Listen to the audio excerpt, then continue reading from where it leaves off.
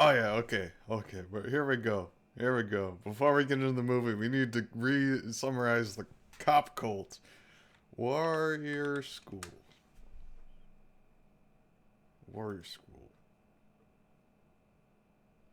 So I found this on Parlor. Pistol, rifle, shotgun training in person or online. Integrative, organic, holistic. Since 1995, the handgun as martial art. Citizens as protectors. Tier 1 firearms training augments natural physiological and psychological threat responses. Because we are reacting, we will only have time to respond with the weapons we have on our person. A handgun. We must be able to shoot to save lives, but never hit the innocent. We must be handgun martial artists. HMAC is the American martial art. Includes AR, pistol, rifle, shotgun. Let's see what their resilience training is. This is when it starts to. It's like this weird thing where it's like there's an actual like cop training program that's only temporary, but if you want to go up with the higher levels, you've joined his cult. It's fucking insane. Let's see. Because of America's exceptional love of freedom, we will, as Lincoln said, sacrifice our warriors on the altar of freedom, not just for our nation, but for other nations. And when we win, we do what no other nation has ever done. We give back their country. Thus, we owe our warriors a unique debt. We pay our debt by readying our next generation of warrior protectors while restoring the last. For decades, we trained tens of thousands of American warriors for deployment. Now they have returned, and we are helping to restore them to resilience, not by teaching warfare. That is the military's job. Let's see. Warrior School's resilience training focuses on our four foundational concepts that come together constitute the whole warrior. They are body, mind, spirit, and family. These four components support personal performance. I know, I called it gun kata because like literally that's what he's doing. These four components support personal performance in all individuals in order to serve as a basis for exceptional performance and personal resilience. This foundation of body, mind, spirit, and family provide the balance of internal strength required to sustain honorable character, high performance, and psychological and emotional endurance under high stress. Our whole warrior programs encompass nutrition, warrior athlete conditioning, quality of life, critical thought, stress inoculation, warrior purpose, and even marriage enrichment, chaplain care, mental health, esprit de corps, social cohesion, warrior transition via psychology, physical therapy, and warrior spirituality. So it just goes full on to the cult shit. Like at the end there. Let's see. This is the website I didn't see so far. This is the stuff that I need to. He owns a chaplaincy company, I guess. Enter the Christ connection and become the prayer. Welcome. Christ translates as Messiah, which means anointed. Anointus and luminous connection to God. The Christ changed everything forever. Time and space became porous, allowing mankind a new direct connection to our Father beyond the universe and heaven. Connection Camp. Family, Faith, Fortitude. October 9 through 11, 2020. Tucson, Arizona. Info at christchaplaincy.com. Let's see. Fortify your family. Children's Camp. Lunch. Becoming prayer via Overwatch. What? Breakout, free time, Shabbat, sacred preparation. Holy Family Shabbat. Cost $200 per person or $400 per family. Children are included in the family rate. Let's see. About us. In emulation of Eosha, who referred to himself as Son of Man, Child of Humanity, we aim for an experiential connection to our Father through the Christ. As Eosha did, we do. The majority... We're not even in the crazy shit. We didn't even get into why he was fired from the DEA. This is scratching the surface of the crazy shit that this man is involved in. Eosha fasted and prayed in the mountains and deserts. So do we. Eosha didn't say go to church. He said, go into your home and pray to Matthew 6:6. So we pray from our homes, as Paul experienced Christ not face to face, but via energy patterns we meet in our homes via energy internet patterns. What? We focused on Christology, the study of Christ, rather than the study of conventional Christianity, which has been heavily modified by political correctness, ethnocentrism, and cultural revisionism. We undo an extremely detailed study of the synoptic gospels, especially Mark, since it's the oldest and focuses on action rather than word. We also studied the many of the excluded texts, which were only widely studied by early Christians. We do this so that we can best spiritually fight, heal, and teach, just as Yosha did and directed us to do in John 14:12. As a result of our focus, our children can pray before they can talk. What? How? What? What? What? From our Father in heaven via the Christ connection and through the Holy Spirit, we continually witness miracles of discernment, deliverance, forgiveness, and redemption. And now, let's jump into his legal problems. Let's see. Warrior School. The Cult Deception of Jeff Prather. Let's see. 2012. Jeff Prather PDF link. DEA official document for removal. Let's just find the best parts of this. So anyway, he got fired from the DEA by misusing equipment, borrowing DEA weapons and vehicles used in his private businesses while operating in the capacity of a DEA agent. So he's just like stealing shit from work and using it to found his training camp. Let's see. Let's find the really crazy shit.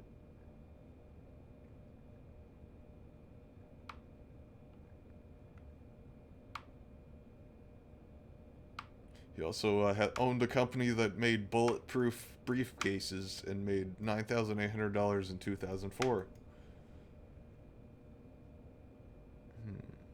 Okay, here we go. The administrative judge also correctly sustained that sustained specification 4, which arose out of the appellant's work as president of Answer to the Crisis, a non-profit corporation founded in 2000 or 2001. Answer to the Crisis existed to raise tuition funds for individuals to attend initiation camp, which was a course through Warrior School LLC. So this guy founded a non-profit to get donations to pay for people's entry fee into his cult. Like, he made a fucking non-profit to funnel into... Like, this guy's a massive scumbag. There's no way to know. Like, it's weird. Like, he claims a bunch of graduates from his training camp, but the training camp is sort of like partially the cult. He uses the training camp to get the cops into his cult, and then it gets crazy from there. Like, okay. And argues on review that he belatedly first applied for approval to engage in outside employment with his Warrior School in October 2003. That request should have included not only his Warrior School business interests going forward, but also those businesses which he pursued in the past, which were in reality no more than the predecessors of the Warrior School. So he started a bunch of business just to build up his cult. The appellant cites no factual or legal support for this argument. Moreover, as the administrative judge recognized, the agency's standards of conduct expressly require prior to engaging in outside employment. So if you start a business and you're a DEA agent, you gotta let the DEA know. And he just lied out his ass completely about the nature of his businesses. He used government fund. He actually at one point he actually gets a bunch of government contracts from using his position in the DEA to funnel people into his cult training camp. Let's see. Where's the sexual healing part? Let's find sexual. Okay, here we go. The appellant, who is represented by counsel, has filed a 94-page petition for review. Petition for review, file tab 1. Though he does not challenge all of AG's findings with respect to the charges, so he doesn't dispute that he sexually assaulted women. Charges he does challenge that portion of the conduct unbecoming charge, which relates to his purported sexual misconduct with 2 women. He's like, oh, I did it, but just don't fire me over it. As well as as all of the falsification and outside employment charges. He also contends that his administrative judge erred in failing to mitigate the penalty and in failing to find that the agency discriminated against him based on his religion. The agency has filed an extensive submission in opposition to the appellant's petition for review. Let's get to the sexual healing. Okay, here we go. Much of the appellant's petition for review concerns a second specification underlying charge 5. In the proposal, the agency alleged that under the pretense of helping individuals through a practice the appellant developed and called sexual healing, he took advantage of vulnerable and struggling women. Specifically, the agency alleged that he persuaded women to engage in sexual acts with him by telling them that they would be healed if they had sexual relations with him. The agency further alleged that in their sworn statements, 2 women described their sexual healings as violent and/or rape, and he has been accused of sexual assault by at least one of these women. In addition, the agency alleged that in his leadership role of the Connection Institute, he advised a member that her husband had become a homosexual, and the way to bring him back to their marriage was for her to engage in sexual healing with him. So it's like, yeah, your husband's gay, you need to have sex with me to make him straight again. Like, what the fuck is this? Like, I'm not gonna go too deep into it because I spent there's more to dig into, but yesterday's stream was fucking crazy. It's this guy right here. This guy does sexual healing. It's fucking insane, man. This man trains the police. You know, I keep just obviously saying I live in the same town as this guy, but this guy trains cops in my town.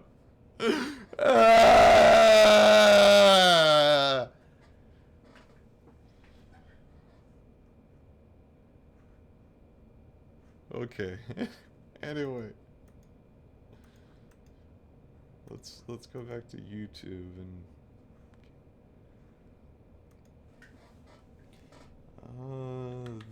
the fall of the Republic, the presidency of Barack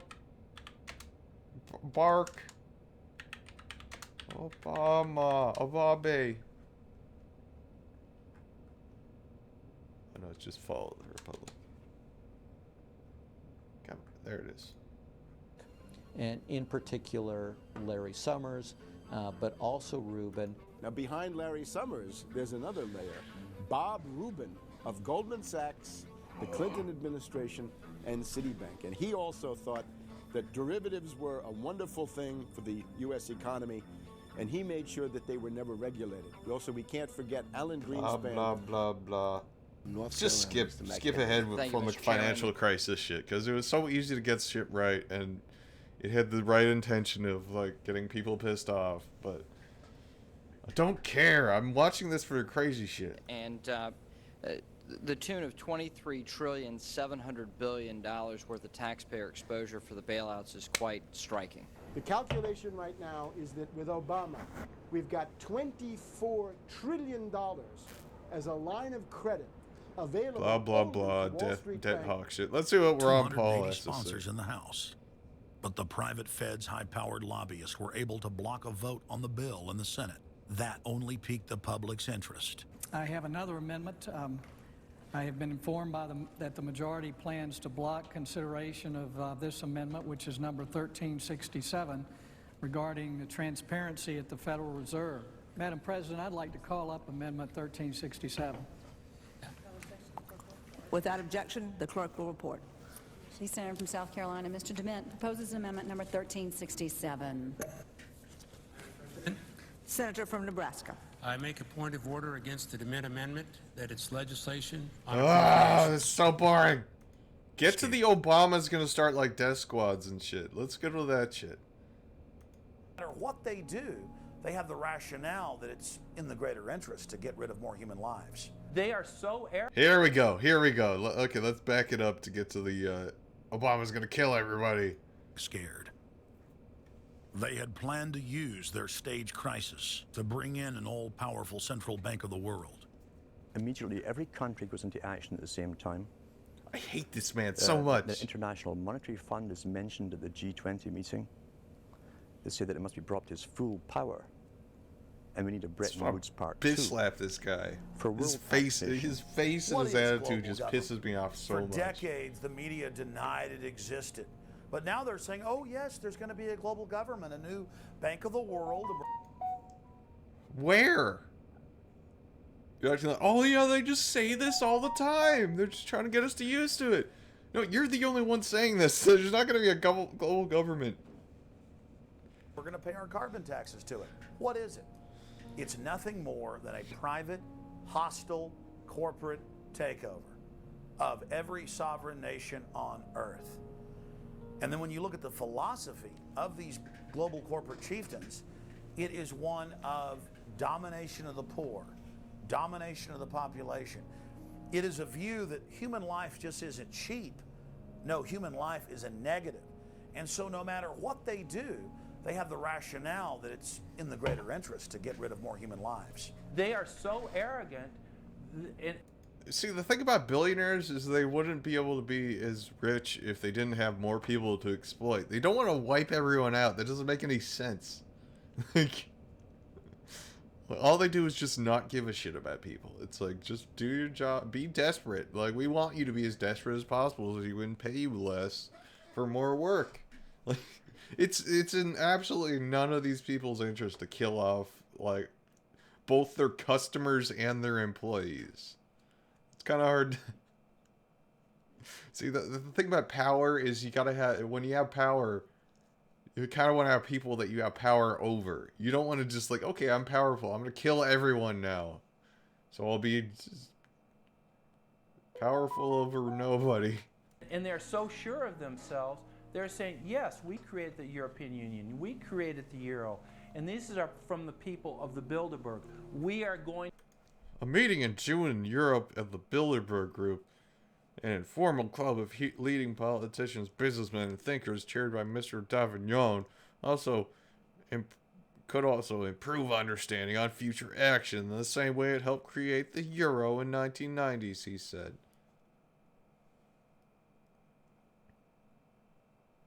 We're going to create a World Bank. We're going to create a world government. They're saying it out loud and clear. We're gonna create a world bank. The World Bank has always been a thing, like, dude. I mean, not always been a thing, but it's that they're gonna create a World Bank. Let's see what year the World Bank was founded. The World Bank. Ah!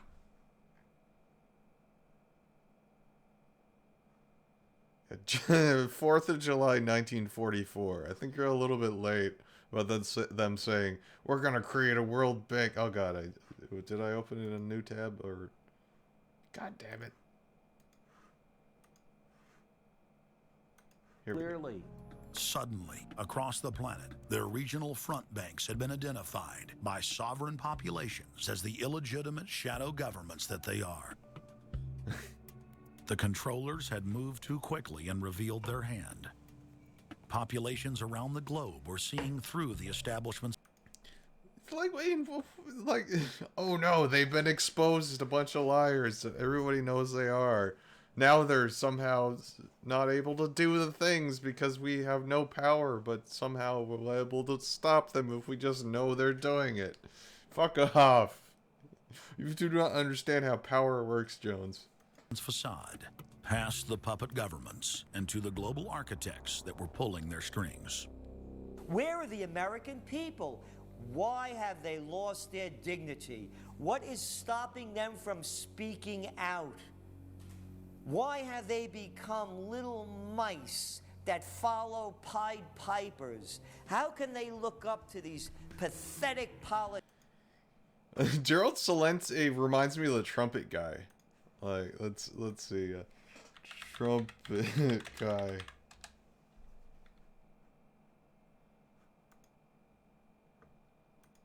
Is this Gerald Celente?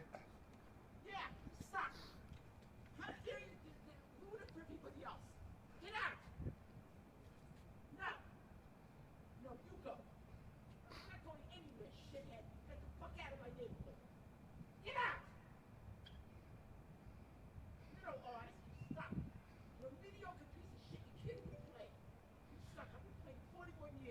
What gives you the right? I went to Juilliard.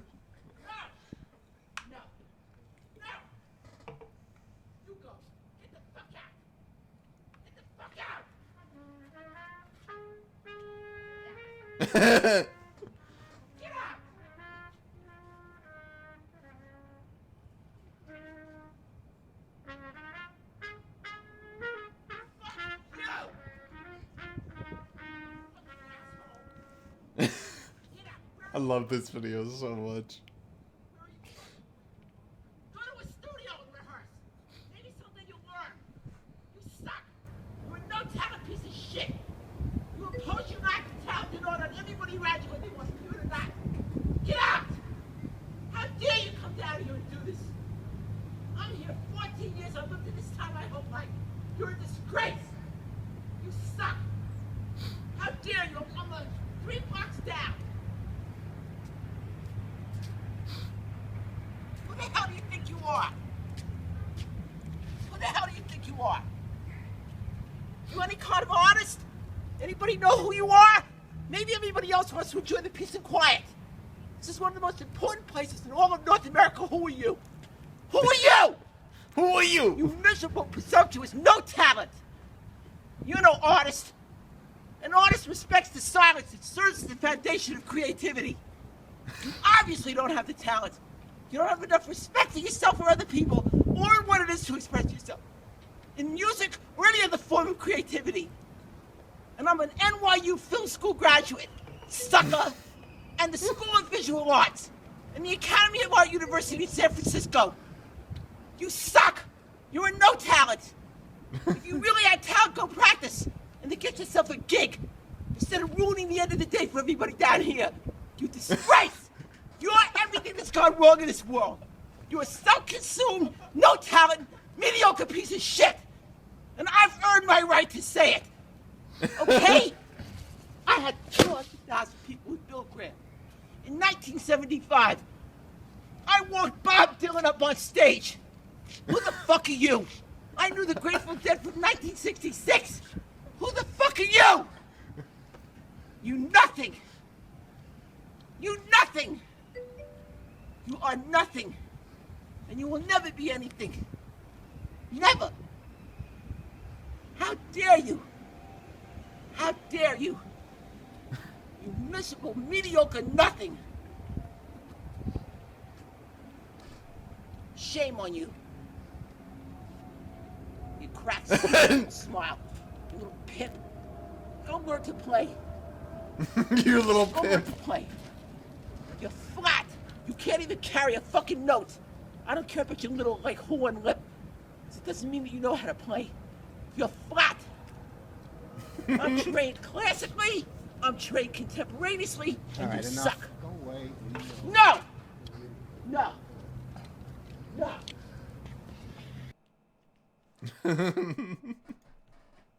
Who are you? Who the fuck are you? Politicians. Go sit down. I have a question for this young man. He has the right to be represented. I'm his father, and I want to talk to you face to face. Crooked door. I'm not a lobbyist with all kind of money to stuff in your pocket so that you can cheat the citizens of this country. So I'll leave, and you can do whatever the hell you please to do. One day God's gonna stand before you, and he's gonna judge you and the rest of your damn cronies up on the hill. And then you will get your just desserts.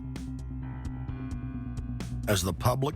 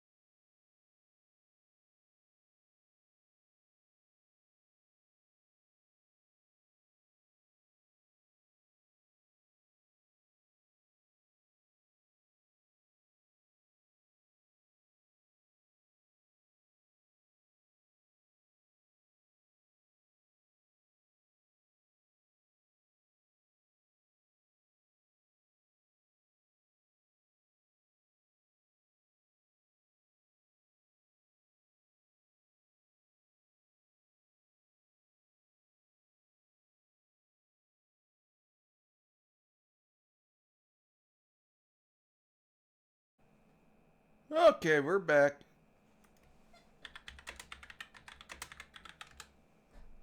We're back. Look at that smug stare from Jimmy Carter. Intentionally demonstrated animosity toward President Barack Obama is based on the fact that he is a black man.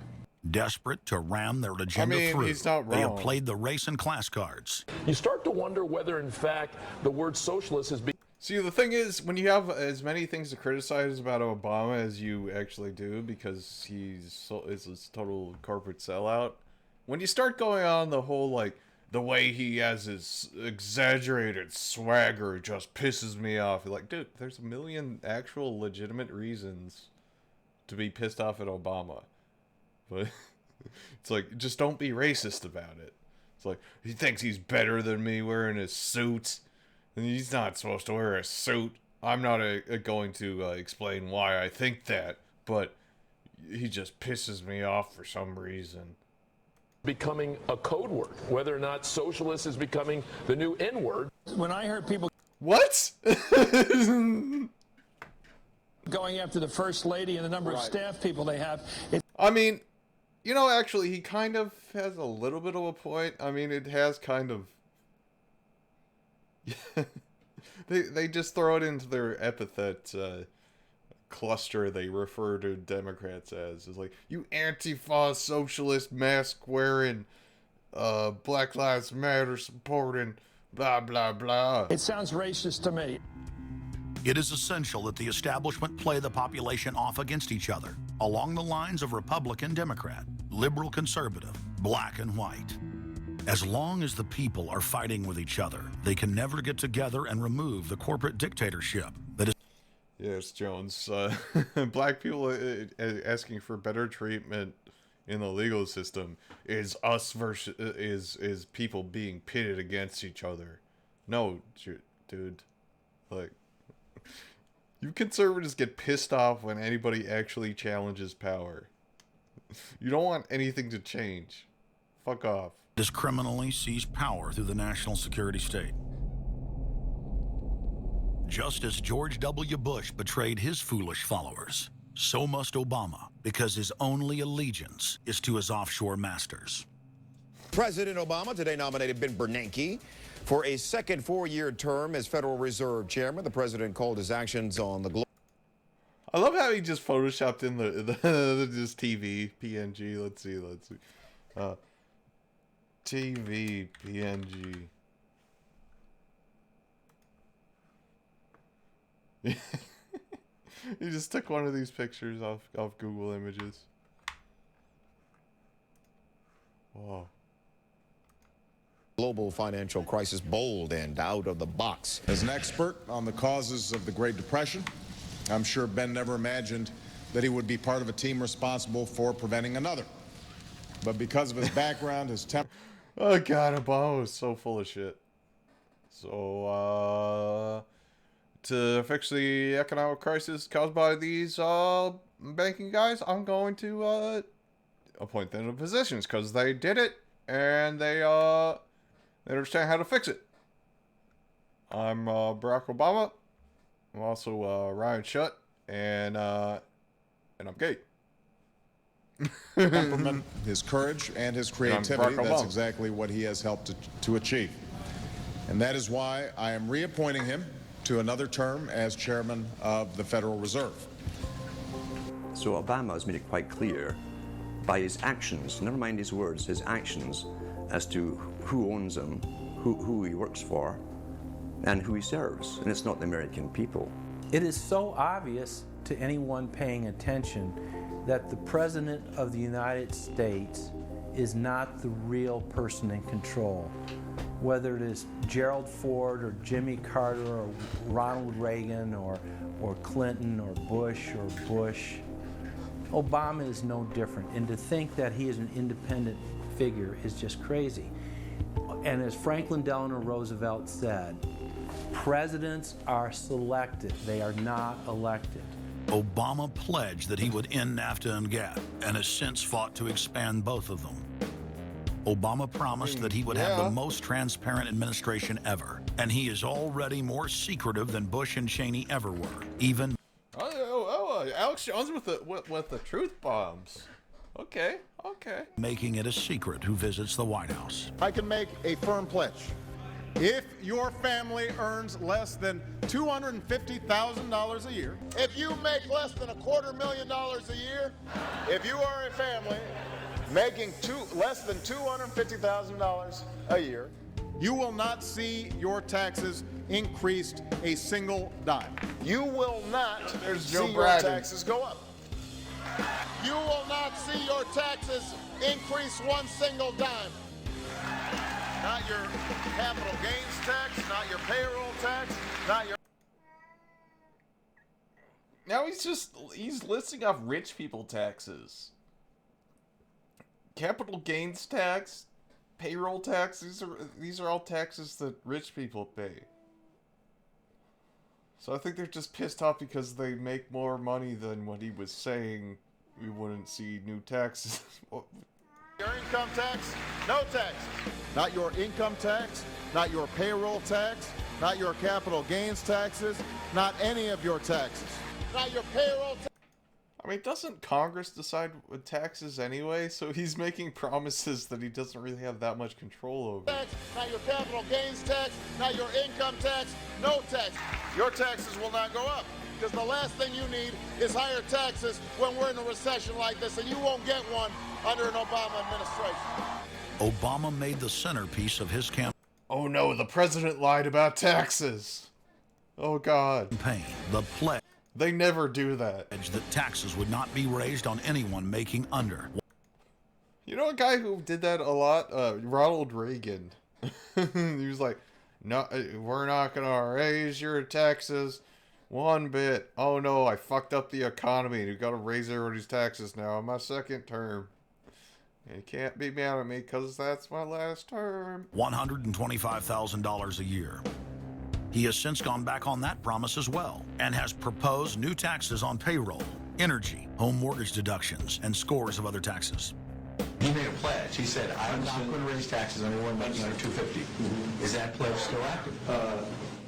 We are going to let the process work its way through it. So it's not. So it's not. So it's not. We're going to let the process work it. I love how everybody, they started realizing the press conferences are full of shit during Trump, but they didn't pay attention to any of the Obama press conferences. Like, this is just as ridiculous as, like, some of the Sean Spicer shit. Like, libs are useless. It's like, oh, the guy's name has a D next to him. Better to stop paying attention now. Let's wait through it. All right.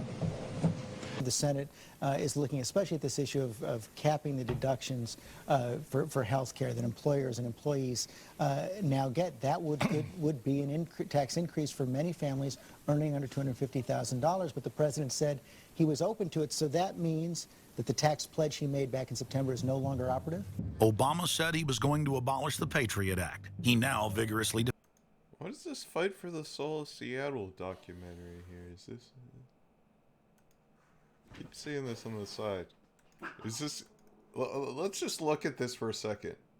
This program contains graphic images some may find disturbing. Viewer description is advised.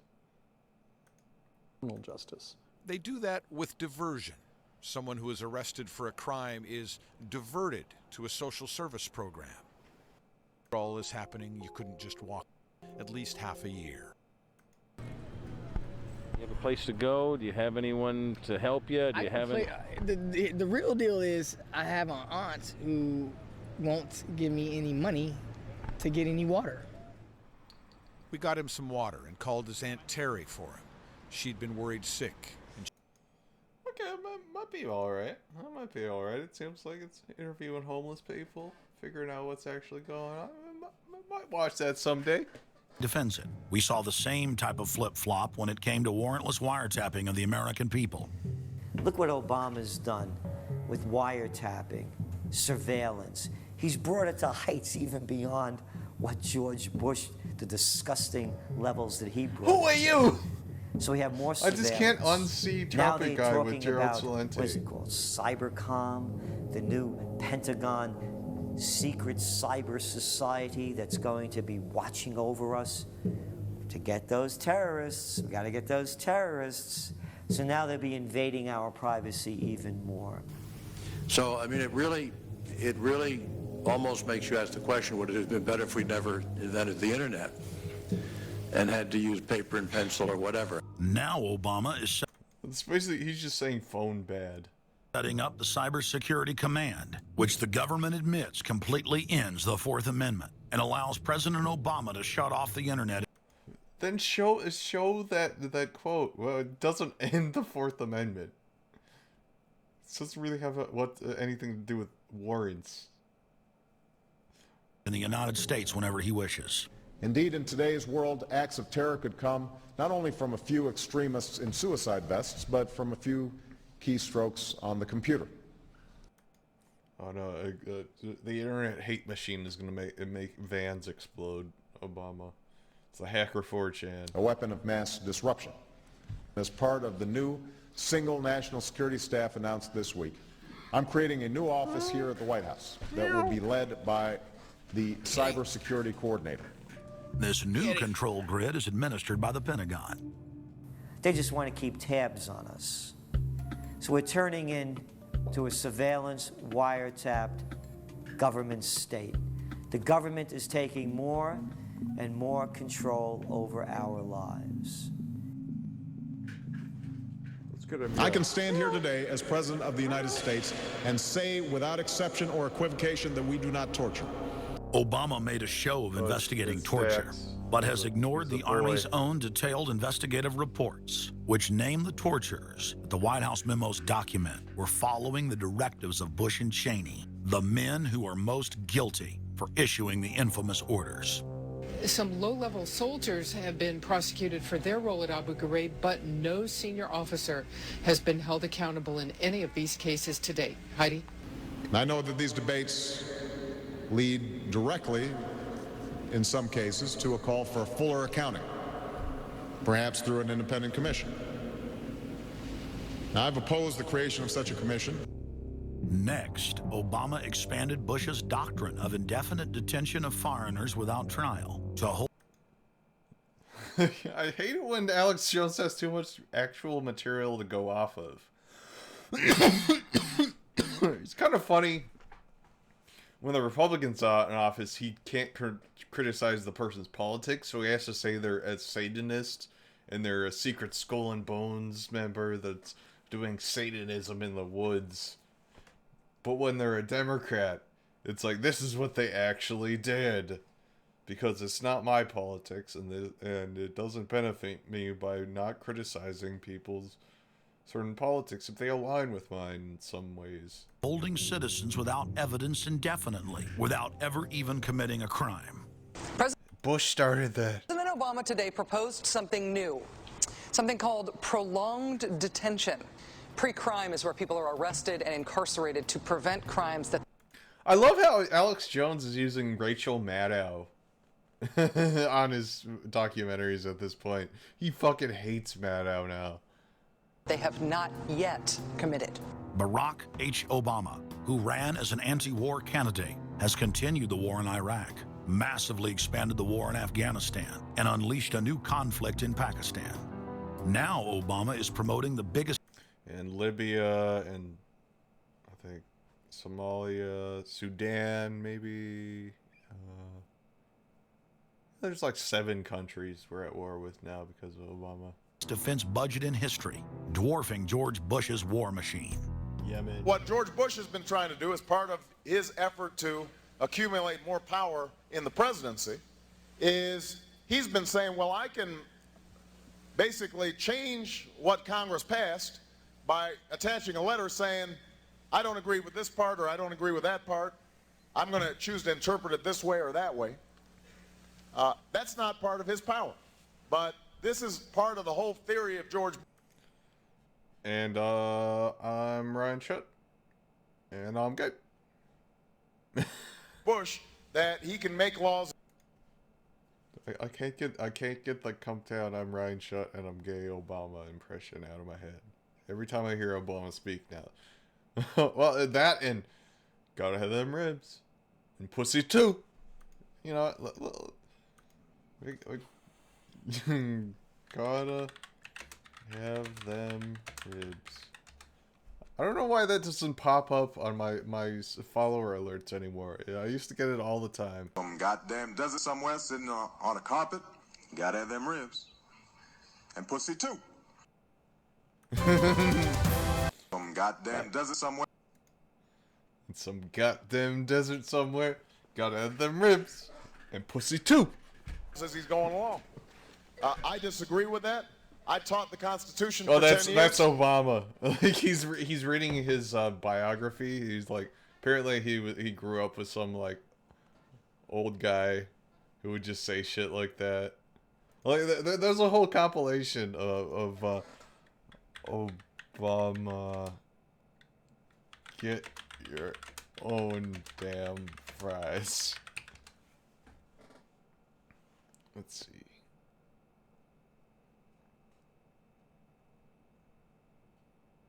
Where's the... I mean, this is not the original video, but let's see. This is creepy. It's getting way too complicated for me. You ain't my bitch, nigga. Buy your own damn fries. There are white folks, and then there are ignorant motherfuckers like you. Sure, you can have my number, baby. Now, you know that guy ain't shit. Sorry-ass motherfucker got nothing on me, right? Nothing.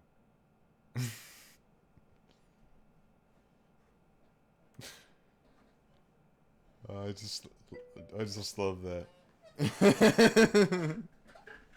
That is actually Obama. I believe in the Constitution, and I will obey the Constitution of the United States. We're not going to use signing statements as a way of doing an end run around Congress. All right? Obama guaranteed that once president, he would stop the unconstitutional practice of issuing signing statements, through which the executive branch illegally usurps the legislative power of Congress. Congressman Kucinich, when he introduced his 60 articles of impeachment against Bush Jr., I think one was the signing statements. The form of the resolution. I love Dennis Kucinich. He's just like such a weird guy. He has such weird politics. He's like one of the only, and him and Bernie Sanders, the two independent congressmen in our Senate.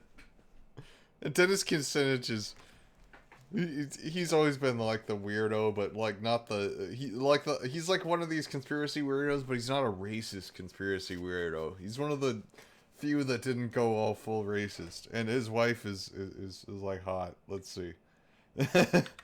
Dennis Kucinich wife, and his wife is like twice as tall as he is or something. Like, here's Dennis Kucinich and his wife right here. The short king.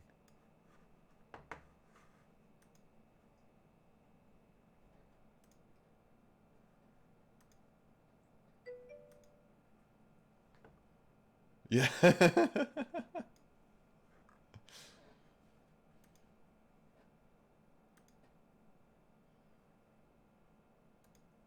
Is as follows. A resolution, articles of impeachment of George Bush, President of the United States. That's what I love about Dennis Kucinich. He's not aligned with either party, so he'll introduce articles of impeachment against George Bush. It's like, damn it, like, you're the only one ballsy enough to actually do that. Like, it won't pass, but respect. I mean, he's got a good moral compass, even though he's a little kind of wacky. Resolved that President George W. Bush be impeached for high crimes and misdemeanors. Article 26.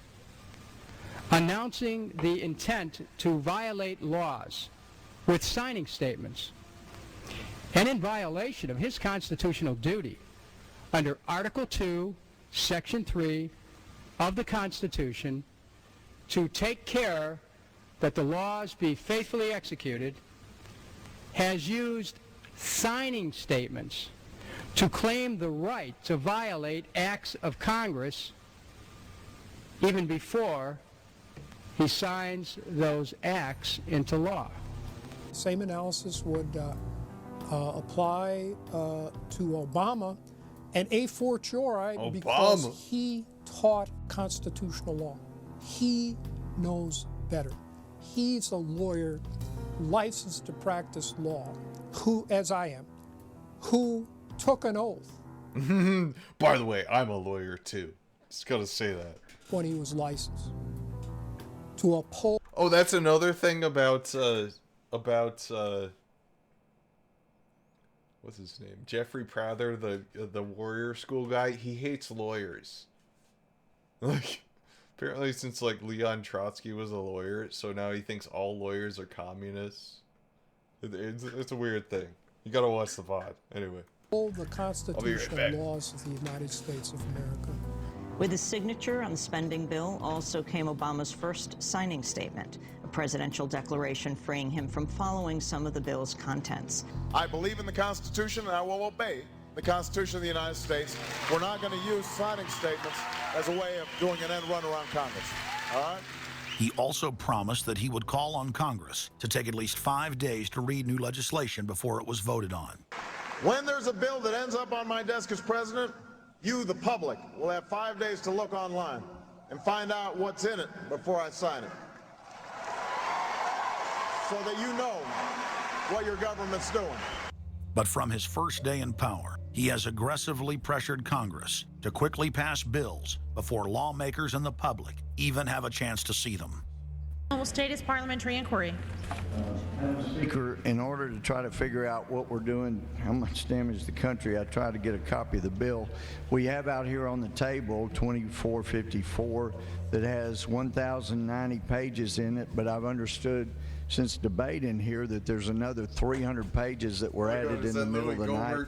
My inquiry is, how do I get a copy of the other 300 pages that people on here or here on the floor hadn't had a chance to read or see? Where do we get that before we cram this down on the American people? Is there somewhere physically in the House of Representatives a copy of what we're voting on?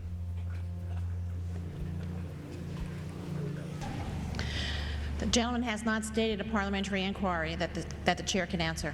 Mr. Speaker, I have to say that I am outraged. Here we are getting ready to vote on a piece of legislation, and we haven't even seen 300 pieces of this legislation. No one can even find the bill or even knows where it's at. Obama swore that he would never put lobbyists or donors in his administration. Treasury Secretary Timothy Geithner appointed Mark Patterson, and this is a former top lobbyist for Goldman Sachs, as his chief of staff. And then last week there was a lot of buzz over. And it's happening again with Biden, and all the libs are like, shut up! You're not allowed to criticize Biden. Like, shut it. No, it's happening again. You're letting it happen. For William Lynn, he was appointed to the #2 position at the Defense Department.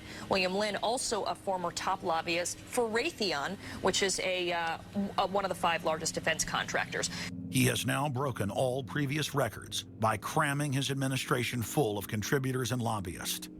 I hate when Alex Jones is right. What is that? Simpsons Soylent Green? Openly write legislation being proposed by... That's Homer Simpson. Soylent Green, now with more girls. The skeptical farmer. Hey, don't be a dick. Stop it. Go fight. Get out of my room. Go. Kitties. Get out of here. Yeah. Hey, come on, go. Get up.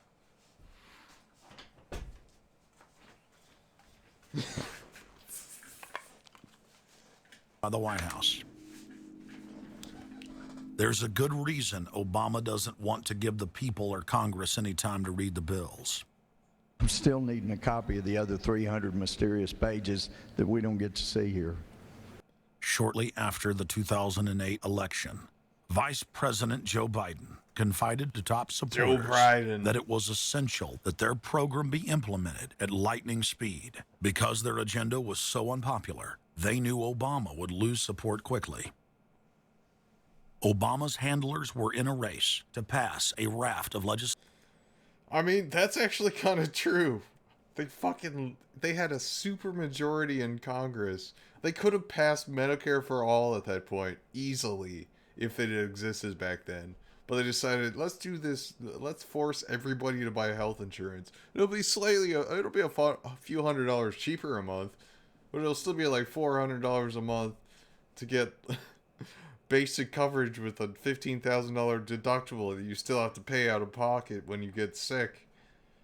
Yes, let's make people pay a bunch of money for shitty insurance and fine them on their taxes if they don't. I wonder why he lost Congress. Legislation before the people discovered that Obama was just a slicker, updated version of previous puppets. Obama is the New World Order's closer. It's his job to repackage and solidify the tyrannical policy. How'd that work out, though? The New World Order's closer? Jones, it kind of helps if you're actually... You shouldn't be that specific if you're not completely sure of it, because that didn't happen. Policies of George W. Bush as progressive and trendy. Okay, he definitely did that, though. That's the worst effect of Obama. He just took Bush's shit, expanded it, and said, "This is good now. I'm Ryan Schutt, and I'm gay." Part of my job, I think, as president, is to make government cool. Get your own damn fries. Yeah. Chris Hedges, author of Empire of Illusion, explained it succinctly. President Obama does one thing, and brand Obama gets you to believe another. This is the essence of successful advertising. Did they you buy or do what the advertiser wants because of how they make you feel. Through Obama, the global establishment are now putting their entire program into high gear. Obama is attempting to dismantle the Second Amendment with more than a dozen victim disarmament bills now in Congress. The key is going to be, I think, for us to come together and say, people do have an individual right, and there's nothing wrong with common sense gun laws. Hate crime. What? What do you say? Like, he was like, yes, people have a constitutional right to own guns, but there's no problem with having common sense gun laws, so, like, not giving people with untreated schizophrenia the ability to buy guns and things like that. Like, most Republicans are in favor of those common sense gun laws that he was talking about. Like, what? That's not a gotcha. That's literally nothing. Like, that's Obama saying you have a right to own guns, but we think there should be some sort of rules about who is allowed to get one. I'll be right back.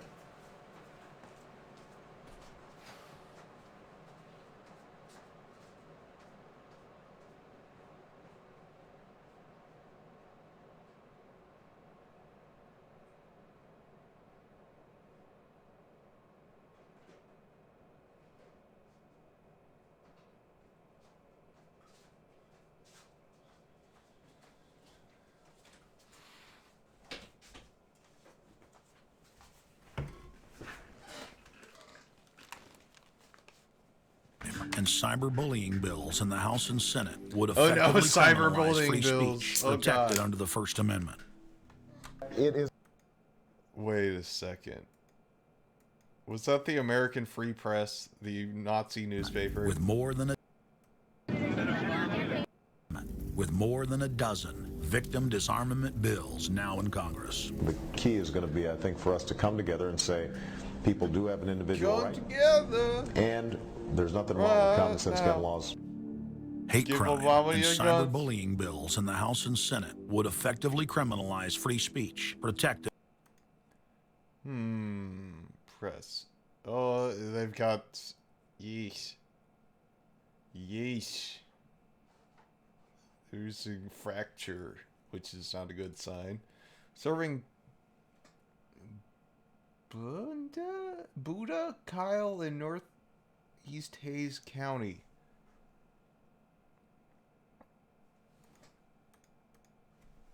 Kyle and Northeast Hayes County Press. Hayes Free Press. There it is. Oh, there it is. Is this just a local newspaper? Virus rocks world. In March, somebody started. What is this? In March 2020, the COVID-19 pandemic slowly began to become a concern for nearly every American. Since then, the nation has recorded 1.6 million cases of the coronavirus and more than 27,000 deaths related to it. It's 270,000. Hayes County has endured 122 of those deaths as of December 27, 2020. Numbers are from March through December 27, 2020. 1.6 million cases nationwide. This is not journalism. You wrote 2 sentences. What the fuck is this?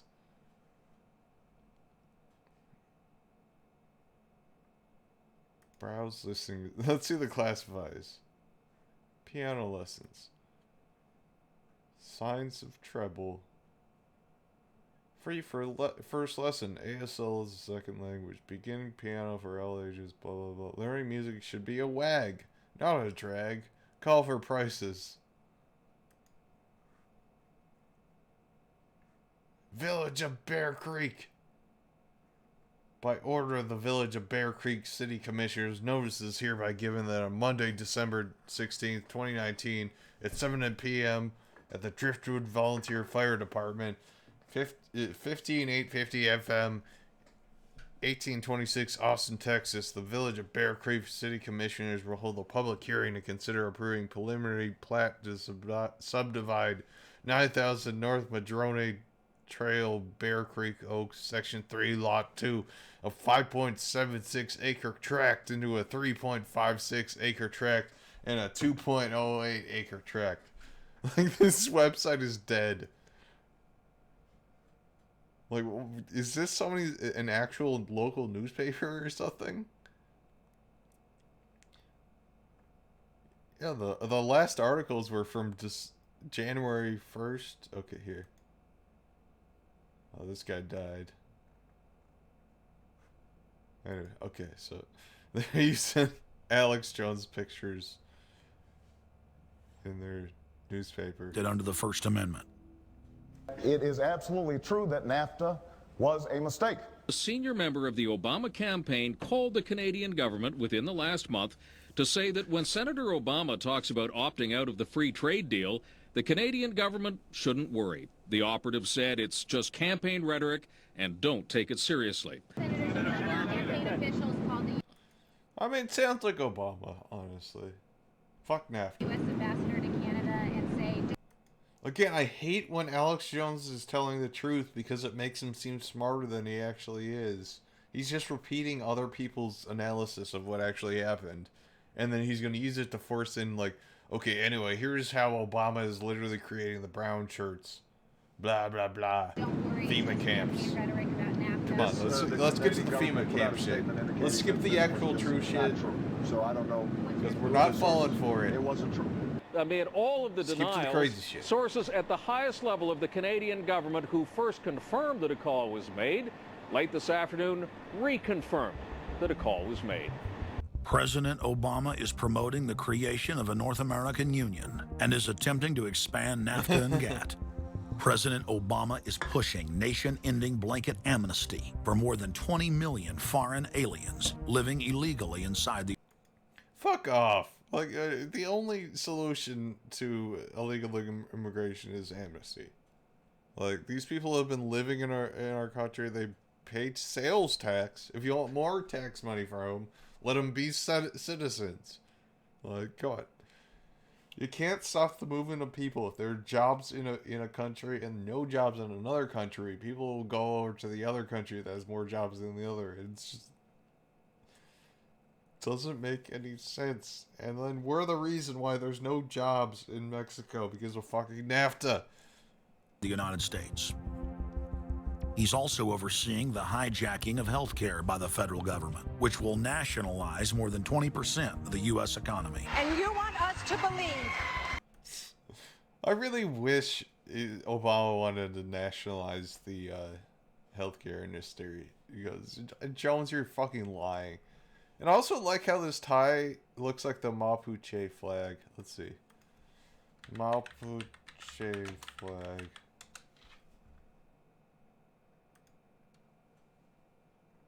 Is it? Oh, here we go. Oh, it's the Wifala flag, not the Mapuche flag. I was close, though. Is that the Wifala flag? Green, blue, purple, red, orange, yellow, white. Green, yellow, red. Okay, so no, it's just an ugly tie. This guy's not that big. That a government that can't even run a cash for clunkers program is going to run 1/7. Oh god, Cash for Clunkers is a throwback. Oh god, I remember that shit. It's like, I'm poor though. I can't buy a new car even though I give my junk car away. The only reason I own a clunker is because I'm too poor to afford a new car. So it's like, hey poor people, give us your broken down cars and we'll give you like $3,000 down on your new car. And like, no, I don't want to be in debt. I'm fine with my piece of shit car. U.S. economy. No. U.S. government has enough money to buy us a new goddamn car. Come on. Obama is continuing the transfer of national sovereignty to unelected international bodies like the United Nations and World Trade Organization. And most important of all, under the cover of banking reform, Obama wants to hand dictatorial power over the United States economy to an offshore private banking cartel known as the Bank of the World. Richard, what happened to all those threats from France's president about storming out and... You heard of the World Bank? Well, have you heard of the Bank of the World? It's the same thing. And about having a global regulator who is going to reach across borders and be able to deal with markets no matter what country they were in. They have opened up the idea of there being some form of other regulator across countries, and I think that's going to come back. Is this some sort of new world order, which Gordon Brown kind of alluded to? CNN, fuck CNN. Like, what are you talking about? Fuck Anderson Cooper, fuck off. Don't indulge these people, you fucking dickhead. I think a new world order is emerging, and with it the foundations of a new and progressive era of international cooperation. The finance heads of the 20 industrialized nations met again in late September of 2009 at the G20 summit in Pittsburgh, Pennsylvania. At that meeting, ministers called for an end to the dollar as the world reserve currency. How'd that work out? They also called for a strengthening of global governance and called for a new world order. While the bankers were busy. This sounds like MIDI Tool songs or something in the background. It's like bam bam bam bam bam bam. Burn her down, burn her down, burn her down,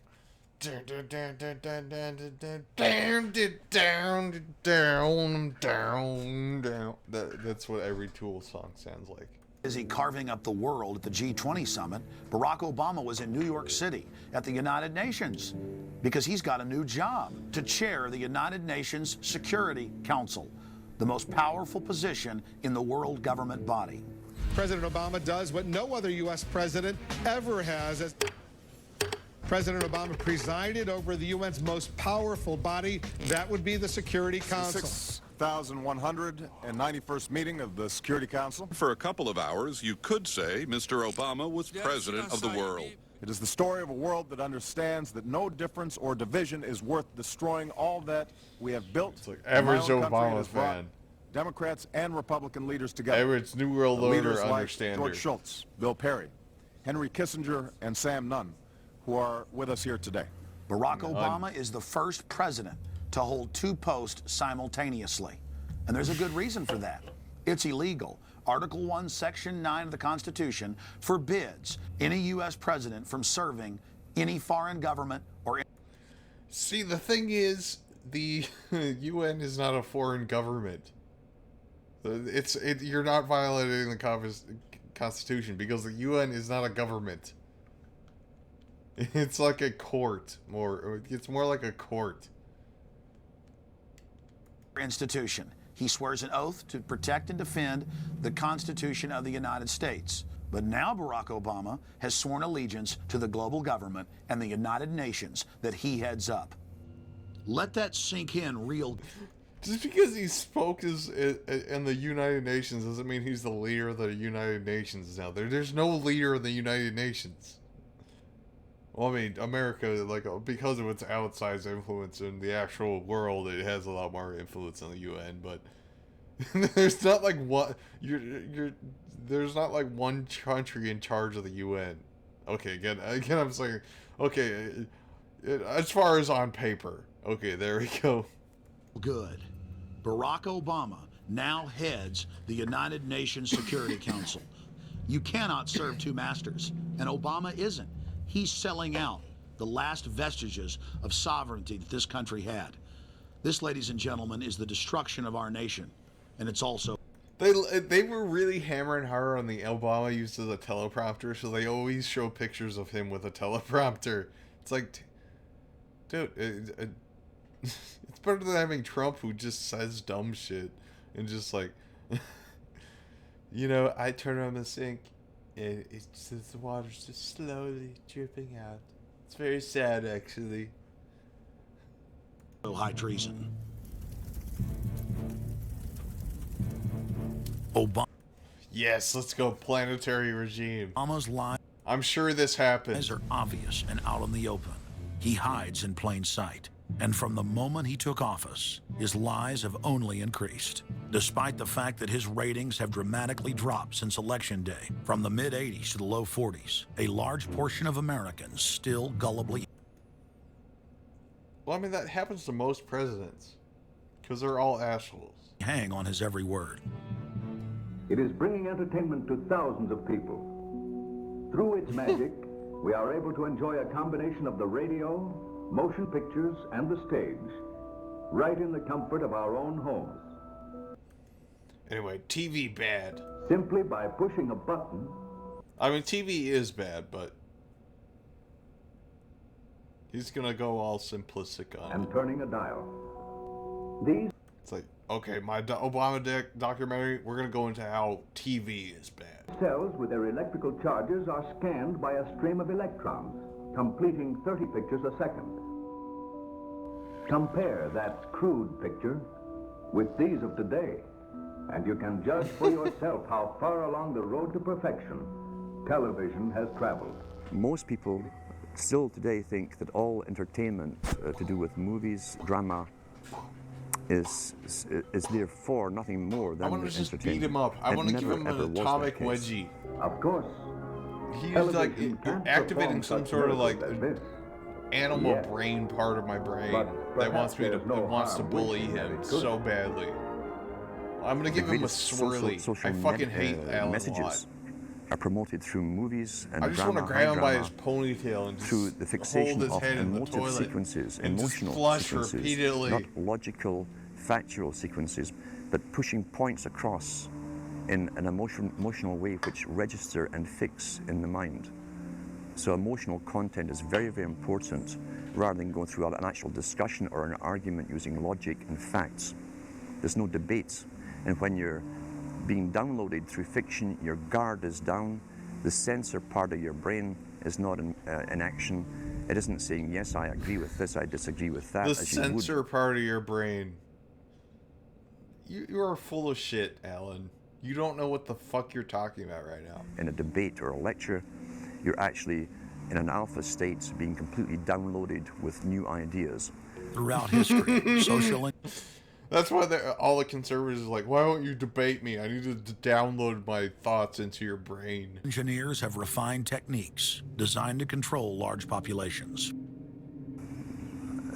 About 100 years ago, this big organization with many branches, they wanted to rule the world basically using Britain as a nucleus of a system, an embryo. Do you know about this dude? Why are you stopping this? He's educating you. Like you need to help us because they're using your country as a nucleus right now. That's why Trump can't stop the steal. Which also is going to be joined with the U.S. Under the Anglo-American establishment, wrote about the kind of culture and the changes of culture over a 100-year period that they would actually design, oh, he's talking about cultural Marxism now. Implement and bring in. And H.G. Wells talked about it too. He talked about arenas. He says arenas could be put up across the world. H.G. Wells?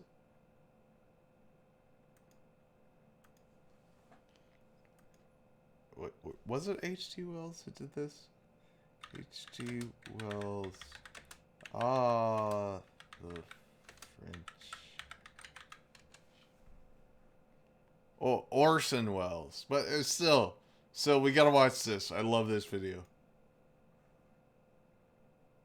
Turn camera. Marked. 102, take one. With overlap, action please.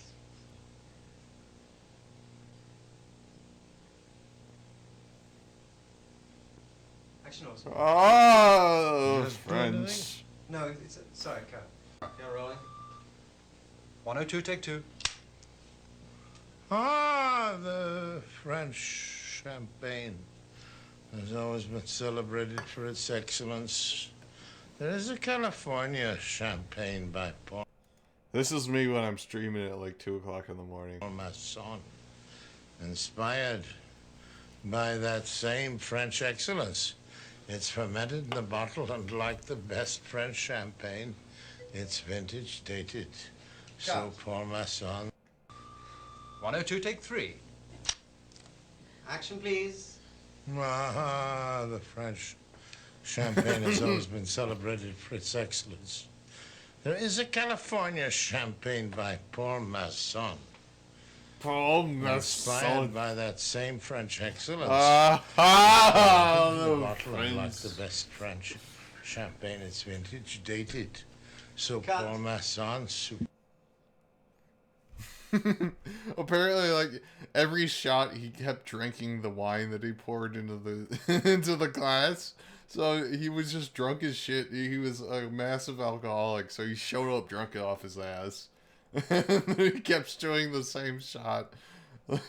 Like, oh, French champagne has always been there's a California champagne. And he just got drunker and drunker and drunker, and it didn't work out. For sports, for instance. Now, at that time, sports was something that children, school children were into. Adults became adults and got onto adult things. So it was unimaginable at the time that people could actually believe that there was even a need for adult sports and entertainment, never mind having arenas built. What are you talking? Is Alan Watts saying, like, okay, adults don't need to have fun. They don't need to watch entertainment or anything. Sports have existed, like, literally as long as humanity has existed. Like, a few weeks ago, I went out on a hike and I saw a historical site of an old ancient ball pit that's been around for like 4,000 years. Like, humans just invent sports. If we had no technology, we would just invent sports all the time. Humanity and sports are like this. Across the world, but like, if you have a species of animal that's smart enough to be bored, then they will invent sports. I'm pretty sure, like, dolphins have some sort of sports that they play. Like, it's like, come on, man. You're, like, blaming the fall of humanity on sports. Said we can do this. And voiced, basically, a sports culture for the males. Using a tribal system. We're all tribal to an extent. That's why we even bother to vote for a tribal leader. This is well understood. That's why we're supplied with these leaders. And because the average man was to become more disengaged from his own destiny, as the expert class arose, it was decided that the males would get their outlet, basically. Dumbass. You're not fooling anyone, gradually Alan. becoming You're an helpless idiot. as males through sports. Therefore, they'd have a tribal team they could identify with. They could cheer them on as though they were winning. In their own personal lives, they were getting nowhere. They were getting disenfranchised in a sense as experts took over decision-making for them in all kinds of fields. So this was psychology at use, planned before they even implemented the sports. When radio came along, of course, they used that to the maximum. Football! Sports for the men, soaps basically for the women. What, you saying like soap operas brainwash women? Like, sports have existed a lot longer than soap operas, my man. And then in came television, as I say, with its alpha state, its hypnotic state. And sure enough, around the 1960s, really, 50s and 60s, it took off. It really, really took off. TV and bad. then became glued on Saturday nights to the sports shows. A culture industry, which is called by its own the culture industry. The Soviet Union had a department called the culture industry. Their actors Oh no. and directors were called the cultural leaders. I've never heard it called the culture industry. Leaders.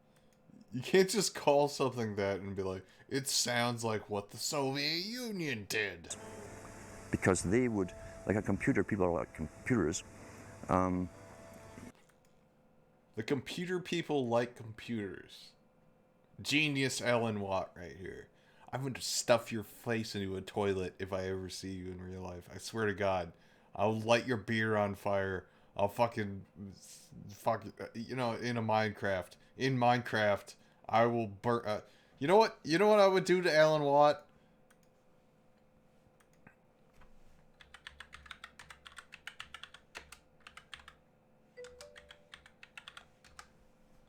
This is what I would do to Alan Watt in Minecraft.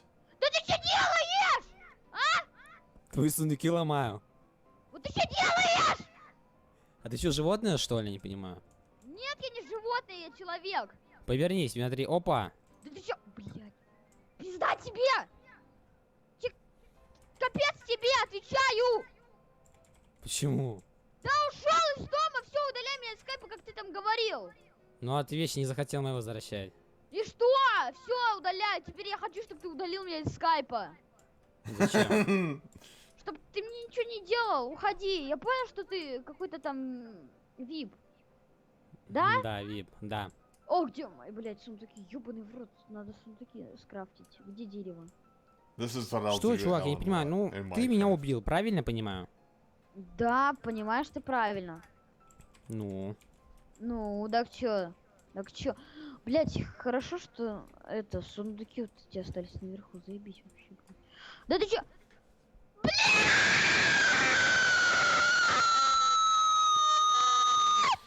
Ой, мама пришла. Я тебе, блядь, сейчас дам, блядь, что за херня-то, а? Мам, да ты чё? Ай! Ай! Ну, быстро выключи свою хуйню эту, блядь, заебал уже. Да мам! Ай! Блять, мам! Сейчас сказала. Ладно, все, включаю. Мам, иди. Мам, иди. Что сейчас случилось, пацан? Иди.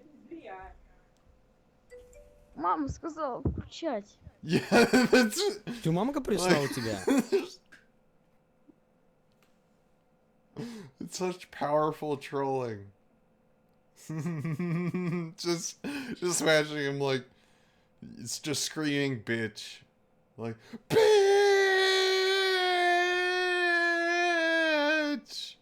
And then your mom's like, what? You saying bitch? Why are you saying bitch? All you have to do is keep giving them new updates every so often, and you can change an entire country or a nation or a block of nations who are all getting the same upgrades at the same time along certain paths.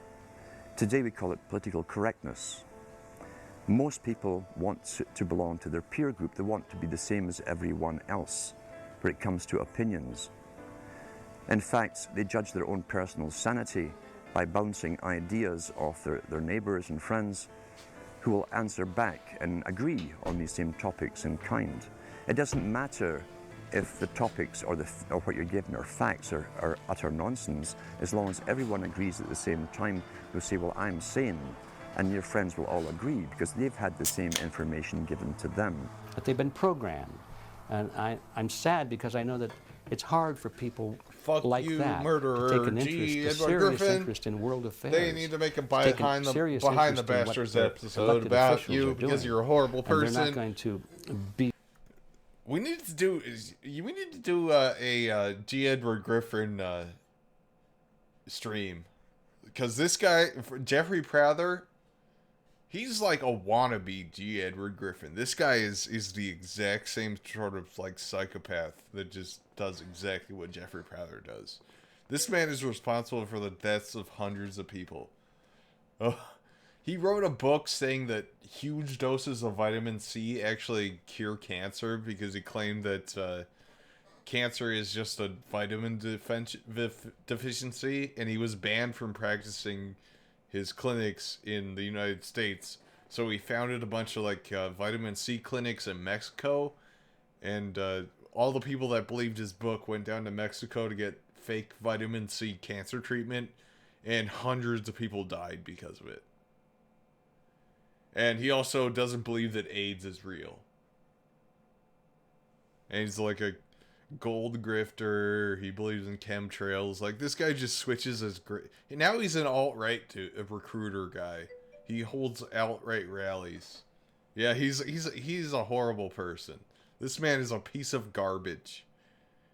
Be really inclined to study or discover the deception that's being used against them. And so I'm sad because I see all of that in a flash in my mind as being an indication of how easy it He's just got dead fish eyes, too. Just look at his eyes. There's no emotion. is for the masses to be manipulated. The scientific dictatorship understands what makes human beings tick. They understand our psychology. They've studied it, and they're using it against us. But the minute the public awakens to the fact that there is an agenda to manipulate them, and the second the public realizes that they are being conditioned and controlled, the establishment begins to lose that edge they've got over people. So all I ask viewers to do is to think for themselves and to study public relations, to study advertising, to study propaganda, and to realize how much of it. Well, the reason I'm calling you out on your bullshit, Alex Jones, is because I actually did study propaganda. It's what you're doing. This is complete propaganda. But is out there in their daily lives. And then make the decision for yourself. I just want people to think on their own and to not have the... Sure. They love saying, I just want you to make your own opinions. Anyway, here's the truth. You need to start off from the baseline point of everything I'm saying and believe that what I'm saying is true. So anything you believe after that point, as long as you don't doubt me, is true. Their decisions and their thoughts and their ideas pre-packaged and basically downloaded into them. Oh, the lack of self-awareness, dude. Like, that's literally what you do, Alex. You pre-package ideas, you slim them down to easily digestible but complete bullshit. God.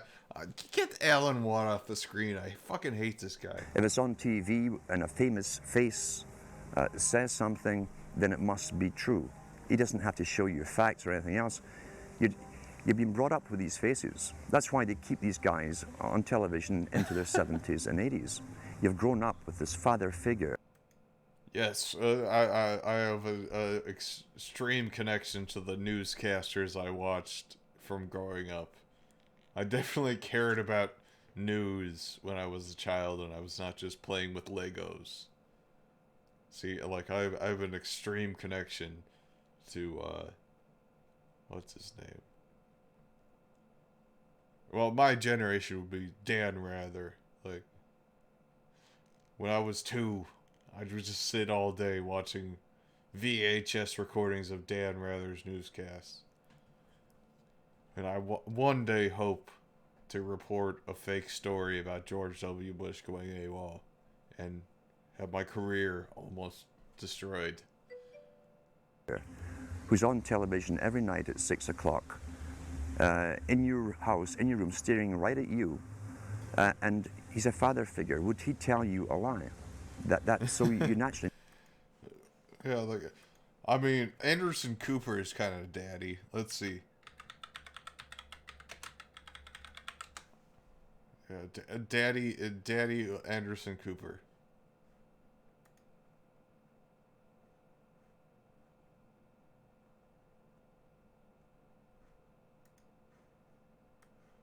Yeah, but he's my dad now.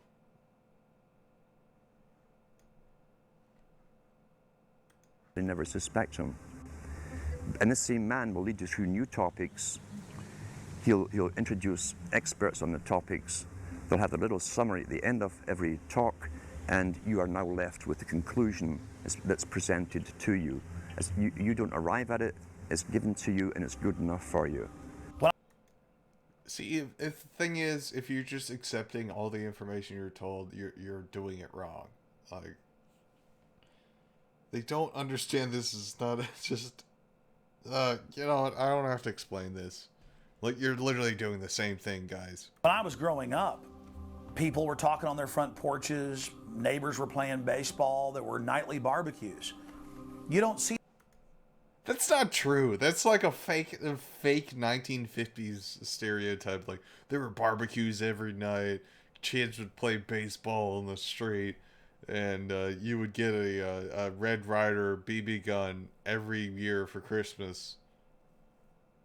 And nobody ever told you were going to shoot your eye out, kid. See that anymore. We've lost our communities. Every dad got a super special a leg lamp with the high heel. Literally, real life was a Christmas story, folks. You drive through neighborhoods, you see the blue glow of television sets. We're losing our humanity. So, if you want to rebel against the globalists, the social engineers, start by turning the TV off a few hours a day and actually getting to know your neighbors. Getting out... Yeah, just let's hit the X button. No, just kidding. I just minimized that. Outside that comfort zone, expanding your horizons. By coming together as communities, by getting to know our neighbors, we defeat the social engineers. Sounds like communism, man. He doesn't realize that, see, the whole point of communism is to be more bottom up rather than top down. I mean, not really in the examples we have in practice has that really happened, but in theory. Okay, I'm too drunk to explain political theories right now. We're programmed today perfectly just like machines.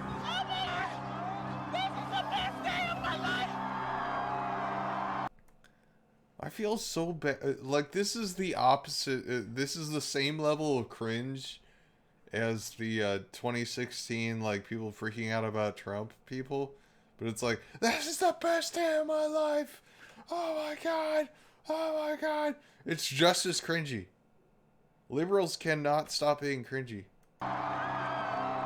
We tie this in with the Brzezinski. Brzezinski said in 2 Ages. Now, this guy was way up with the NSA. He's a master geopolitician. He admits he works in 20, 50-year periods to do with geopolitics in other countries. But he said himself, the public will shortly be unable to think or reason for themselves. He was meaning by that. Yeah, because he's a fucking psycho. The form of information that was given to them, the type, the formulas that were in use then in the 1970s. He says, eventually they'll be unable to think or reason for themselves. And eventually, he said, they will expect the media. It's not your fault. To do all their thinking and reasoning for them. Oh, Bobby! Well, that's happened today. That's why people today can't think outside of the programming from television. Zbigniew Brzezinski, Obama's main foreign policy advisor, talks about how a cult of personality can be artificially manufactured to influence the masses. Alex Jones, do you not understand that every president has had some sort of like totally sociopathic, Mr. I'm puppeteering the world sort of like evil masterminds? Like you got Kissinger that's been behind a bunch of presidents, and you have like it's a big note. It's just a bunch of sociopaths that come up with our foreign policy. It's not one president's fault. It's these guys are ingrained in our political system, and that's why we fuck up so many other countries based on these guys. Like, we need control over the global order. I mean, in that way, you can say there's a certain amount of truth to what Alex Jones is saying, but it's just he's using it to just further John Birch Society anti-communist talking points and shit, and to resist even the most subtle reforms like Medicare for all or the Green New Deal, things that we need now. Like, American politics has been so fucked up by people that have been pushing propaganda since the 1950s. Like, this is literally just like McCarthyism and shit. It's literally John Birch Society propaganda. In the first months of my administration, to pull our economy. You know, actually, I want to see if there's a video on the John Birch Society. John Birch Society. Oh god, they have their own leftist attack on the Constitution. Let's do this. Let's do this. We are in a very serious place for the new year. It's going to we need to rally around the Constitution as Americans. We need to recognize. Like the John Birch Society is I would call it the #1 most influential thing on the current Republican Party. They have fully embraced this insane ideology. Recognize the role of God in helping us preserve this union, or it's going to be a very bleak 2021.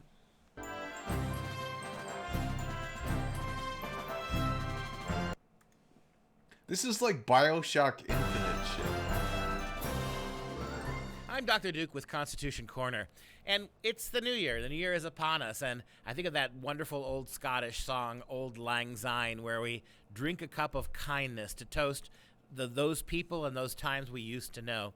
I really hope this is not one of those moments in American history where one of the things of the past we're going to toast is the U.S. Constitution.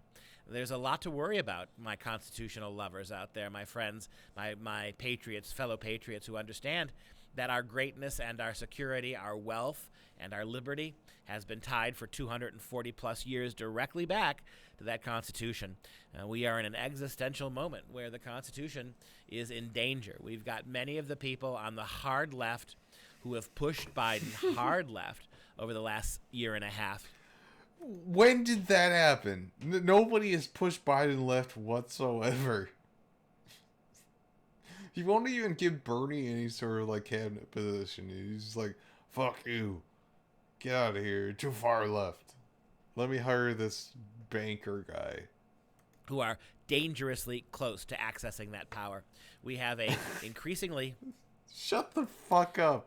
Perhaps physically unstable Joe Biden. A Joe Biden who continues to slur his words, to forget where he is, to make patently absurd statements, to forget what he has said just a moment ago. That's not getting any better, and it's not going to get any better. What about Trump? Like, if you want to apply that standard to Joe Biden, you would notice the exact same things in Trump. They're both fucking losing it. They're under the glaring spotlight of the presidency of the United States. We've got Kamala Harris waiting in the wings. We've got AOC and her squad now demanding, and ordinarily as a conservative, I would love this. As somebody who loves the Constitution, I would love to get rid of Nancy Pelosi and Chuck Schumer. They have been leader of the House, leader of the Senate, two of the most destructive politicians in the history of this country when it comes to constitutional values.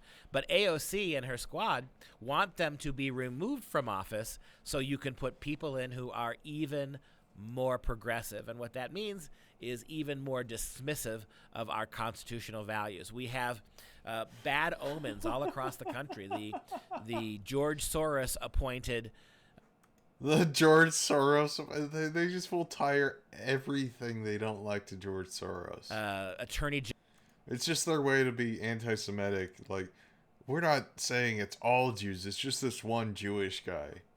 And we're gonna call him a Nazi. I mean, he's not a good person. Don't get me wrong, he's a billionaire, he's a scumbag, he throws lamps at his wife. On record, folks. But it's clear that these people are just using George Soros as a stand-in for just saying Jewish people. It's obvious. I know what they're doing. General of Los Angeles now is a fellow by the name of Gascon, who is a veritable communist who wants to strip away any kind of serious legal penalties. We've got Democrat caucuses now already harassing Joe Biden to get rid of the federal. He said Biden. He said Joe Biden. To get rid of the federal death penalty. We're seeing penalty. Joe Biden to get rid of the now already harassing Joe Biden to get rid of the federal death penalty. We're seeing the forces of the far left. They smell blood in the air. They smell a constitution. They smell blood in the air. That is bleeding. That has been battered by progressives and even moderate Republicans. We have an election. I mean, why wouldn't you be emboldened if you're an anti-constitutionalist who wants to completely remake the nature of this country along socialist lines? Why would you not be completely emboldened with the fact that we have an election that significant numbers of Republicans and even an alarming number of Democrats recognize as flawed, if not stolen? What are you talking about? Name me Democrats that think Trump got the election stolen from him. What are you talking about? Have all sorts of voting irregularities. I mean, if the Constitution works, if we have the right to vote, the Constitution only works if there are fair and transparent and above-board elections. Well, we don't have them now. You cannot. This guy is the worst voice ever. Why would you have this guy do your reading? Not look at what happened in this past election cycle and say that you have. It's now look about what's happened about this past election cycle. It's just about what's alcohol. Have those things. And now the party that benefited from much of this fraudulent electioneering is the party that looks like they're going to be in power for the next 4 years. And what makes you think that party... Oh, he's admitting he's going to do anything to secure or to shore up or to undergird our constitutional rights and responsibilities. They're already talking about significant reductions to speech. The progressive left no longer wants a First Amendment. We have the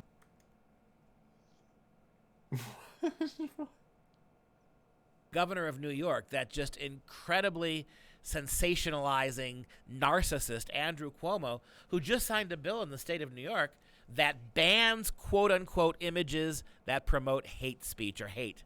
And oh, you know what? We gotta listen to the Trump Georgia phone call. Let's see. Trump Georgia phone call.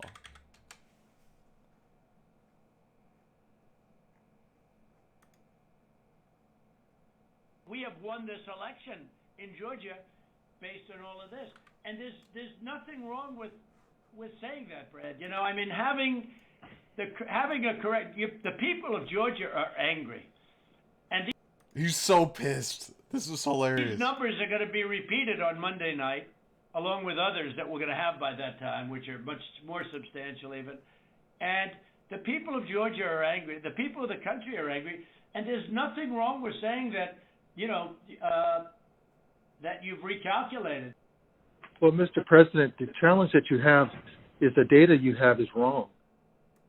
Now, do you think it's possible that they shredded ballots in Fulton County? Because that's what the rumor is. And also that Dominion took out machines. That Dominion is really moving fast to get rid of their machinery. Do you know anything about that? Because that's illegal. This is Ryan, Germany. No, Dominion is not moved any machinery out of Fulton County. We're having. Well, but have they moved? Have they moved the? Trump is falling for his own supporters' conspiracy theories at this point. Like, this dude's out of his goddamn mind. Trump is literally Gerald. Inner parts of the machines and replace them with other parts. No. You sure, Ryan? I'm sure. She's saying maybe they took the insides of the machines out and replaced them with Chinese machines. You should want to have an accurate election. And you're a Republican. We believe that we do have an accurate election. No, you don't. No, you don't. You don't have. Not even close. You're off by hundreds of thousands of votes. You know what they did, and you're not reporting it. That's a criminal offense, and you can't let that happen. That's a big risk to you and to Ryan, your lawyer. That's a big risk. But they are shredding ballots, in my opinion, based on what I've heard, and they are removing machinery, and they're moving it as fast as they can. Both of which are criminal fines, and you can't let it happen, and you are letting it happen. I'm notifying you that you're letting it happen. So, look, all I want to do is this. I just want to find 11,780 votes, which is one more than we have, because we won the state. What the fuck? So tell me, Brad, what are we going to do? We won the election, and it's not fair to take it away from us like this. And it's going to be very costly. This man is president right now. I don't think you understand. This is how bad things are. In many ways. And I think you have to say that. He legitimately thinks he won the election because of conspiracy theories. We're dead. You're going to re-examine it, and you can re-examine it, but re-examine it with people that want to find answers, not people that don't want to find answers. For instance, I'm hearing Ryan, and he's probably, I'm sure, a great lawyer and everything, but he's making statements about those ballots that he doesn't know. But he's making them with such, he did make them with surety, but now I think he's less sure, because the answer is they all went to Biden. And that alone wins us the election by a lot. By a lot. Yeah, I need to work on my Trump impression. And that alone wins us the election by a lot. It's very unfair that you would. It's gonna take some work. So. Mr. President, you have people that submit information, and we have our people that submit information, and then it comes before the court, and the court then has to make a determination. We have to stand by our numbers. We believe our numbers are right. Well, under law, you're not allowed to give faulty election results, okay? You're not allowed to do that. That's what you've done. This is a faulty election result. And honestly, this should go very fast. You should meet tomorrow, because you have a big election coming up, and because of what you've done to the president, the people of Georgia know that this was a scam. And because of what you've done to the president, a lot of people aren't going out to vote. And is he referring to himself in the third person as the president? Like, what the fuck is this guy's problem? A lot of Republicans are going to vote negative because they hate what you did to the president. Okay? What the fuck is wrong with this dude? He's literally referring to himself in the third person right now. They hate it. And they're going to vote. And if you would be respected, really respected, if this thing could be straightened out before the election. You have a big election coming up on Tuesday. Oh my God. You're being very disrespectful for the president right now. Let's see. Trump impression. Trump impression.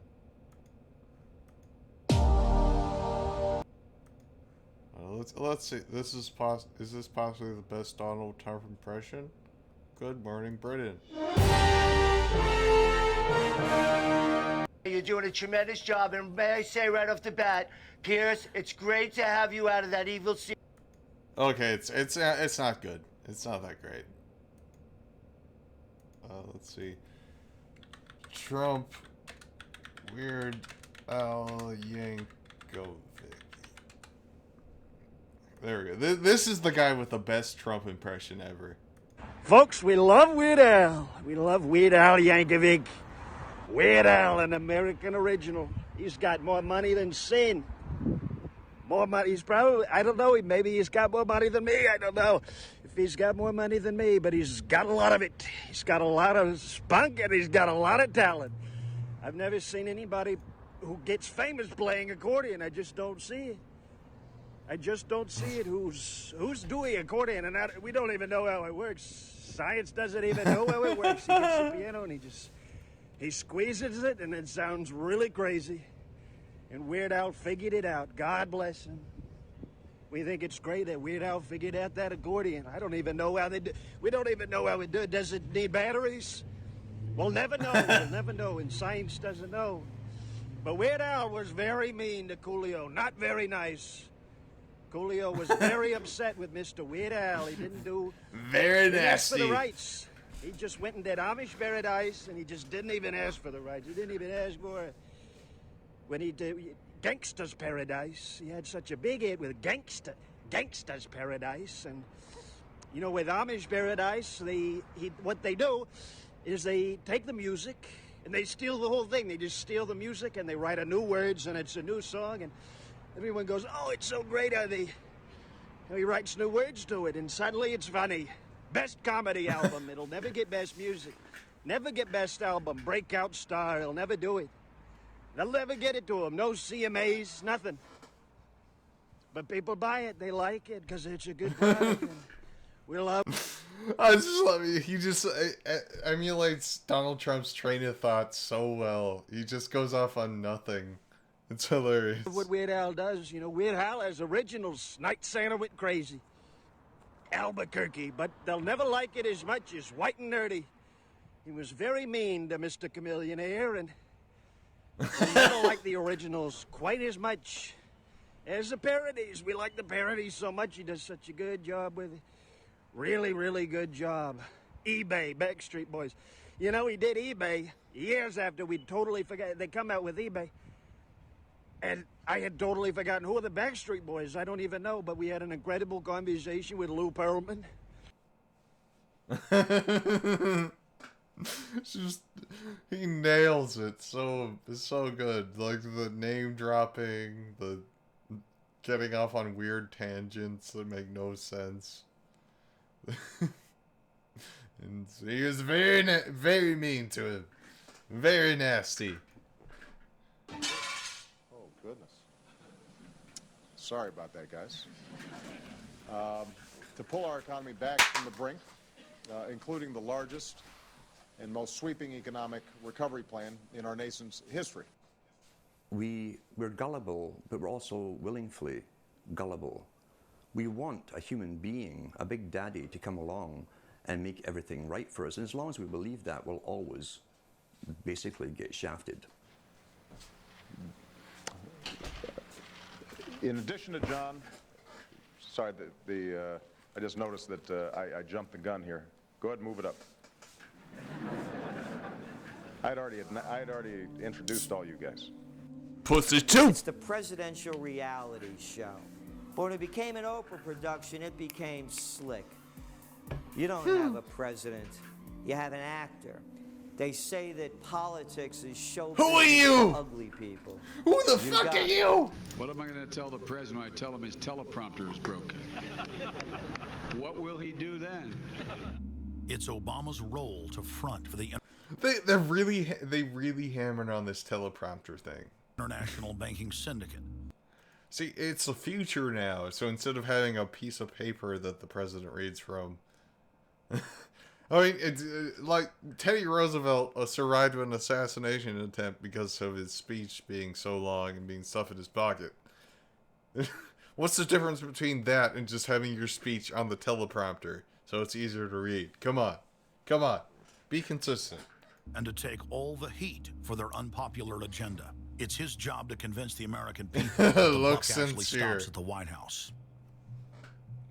In Brzezinski's book, Between Two Ages, is that eventually we shall put presidents in who will have personality cults. We shall create massive personality cults for these. You mean like Reagan? One of the worst presidents the United States has ever had that Republicans love and worship and take him as, like, literally Jesus reborn. You mean like that guy? These people through the same techniques as Hollywood has used. Obama is that man today. The globalists who know that Obama is going to promote their plan want to make him such a superhero that nobody will question what he's doing. They'll be so preoccupied with who he is, or where he is, or what he's saying, or what he's wearing, or something like that. The idea of making him into a celebrity. You mean like the brown suit controversy? Is very valuable because that way people are less inclined to ask, what is he doing? So that's very useful to these people. Similar plans of social control have been continuously carried out by operatives of the Ford Foundation, who Obama has worked for over the last 30 years. Many of the strategies used to control populations were originally developed by Edward Bernays, who coined the phrase public relations. Bernays said that if you manufacture an authoritative figure who repeats the same messages over and over, that this will appeal to the masses' subconscious desires. You mean like Alex Jones? That's literally describing you, Alex. That's literally you. Edward Bernays is talking about you. Yes, we can. The unwashed masses will helplessly follow the leader and go along with any message they spout. Again, still. Yes, we can. Yes, we can. Just replace this footage with Alex Jones saying, like, Hillary Clinton is a goddamn demon. Sandy Hook was a false flag. Go harass people who have their children murdered. We shall overcome. Yes, we can.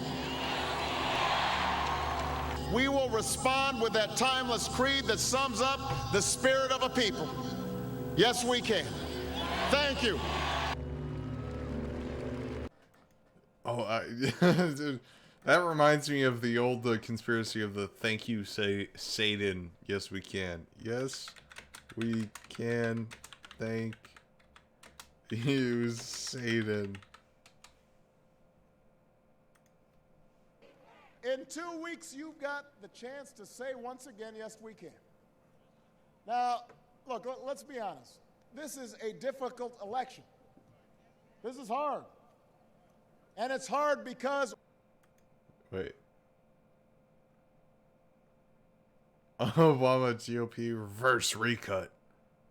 If they take over Congress, the other side has promised to roll back health reform so that insurance companies can go back to denying you coverage because you're sick. They want to roll back Wall Street reform so that taxpayers are on the hook right here in the United States. Oh, I want to hear thank you, Satan. Yeah, there we go. Yes, we can, and thank you, Satan. Here we go. Oh my God, the Dusto. Yes, we can. Yes, we can.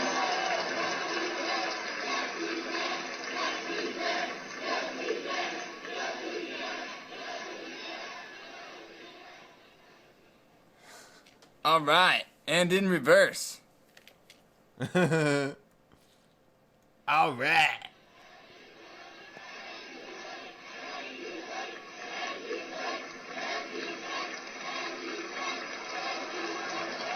Thank you, Satan. I love it. It's thank you, Satan. But they're like, thank you, Satan. I love it. It sounds it's so fucking hilarious that they think yes we can actually means thank you, Satan.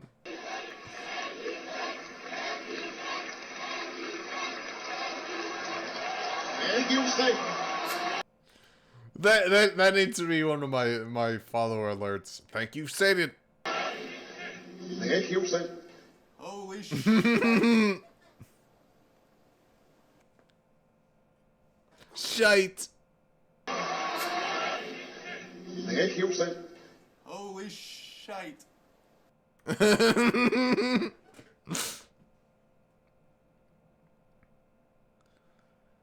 Let's see. Oh dear Lord, that's scary. This man is the Antichrist. 3 months ago? Onk.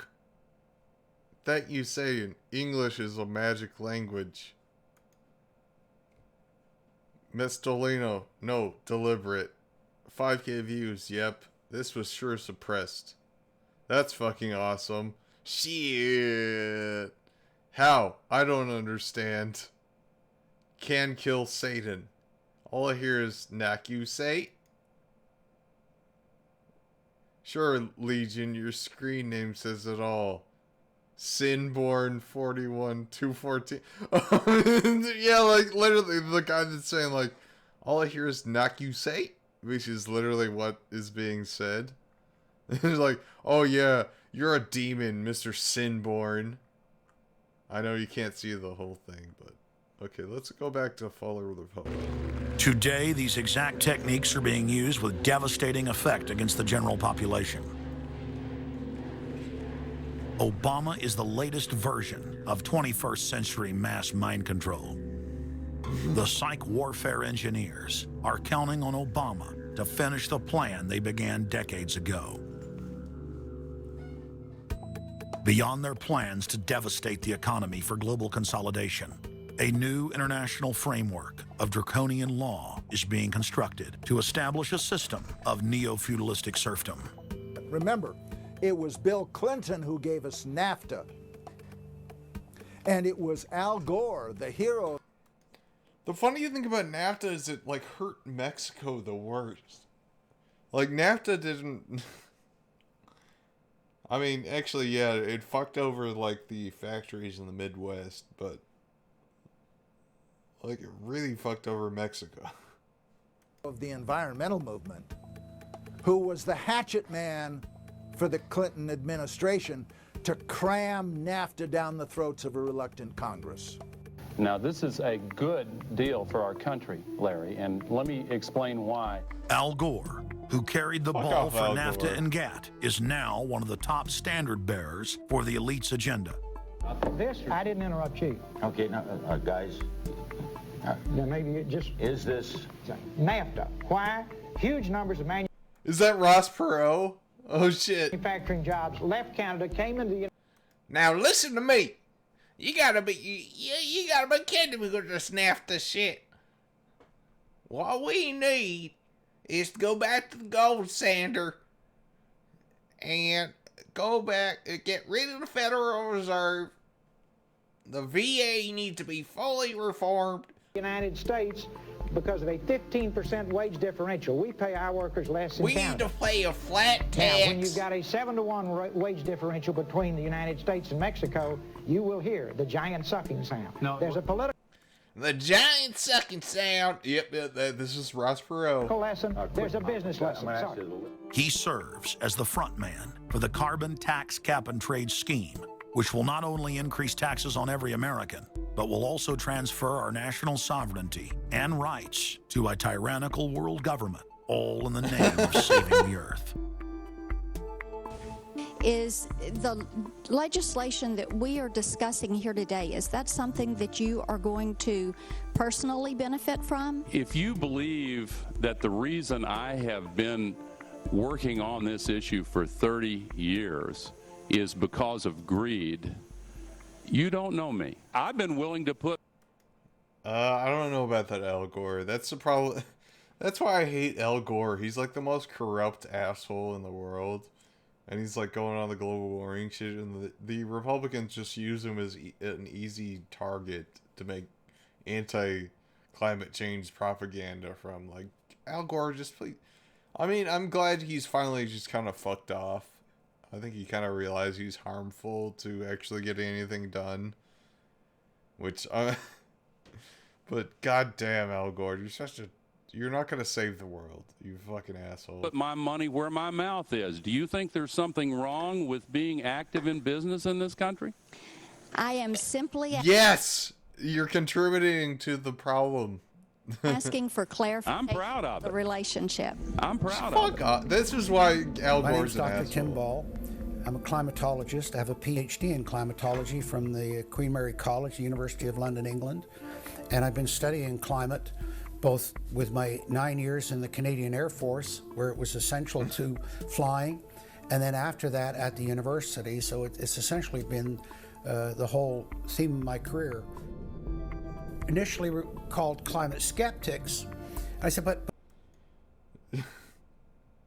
dude, no, you just because you were like, I noticed this is a thing. Like military weathermen seem to like just claim that they're climatologists, and then say, yeah, global warming's not anything to worry about.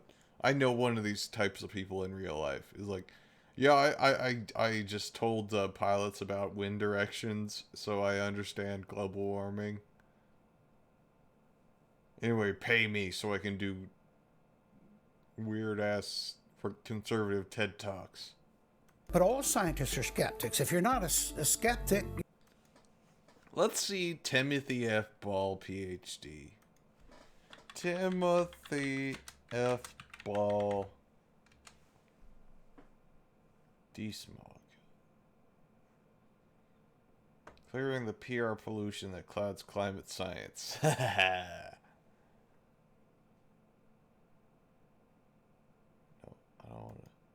Background. Tim Ball was a professor of geography at the University of Winnipeg from 1988 to 1996.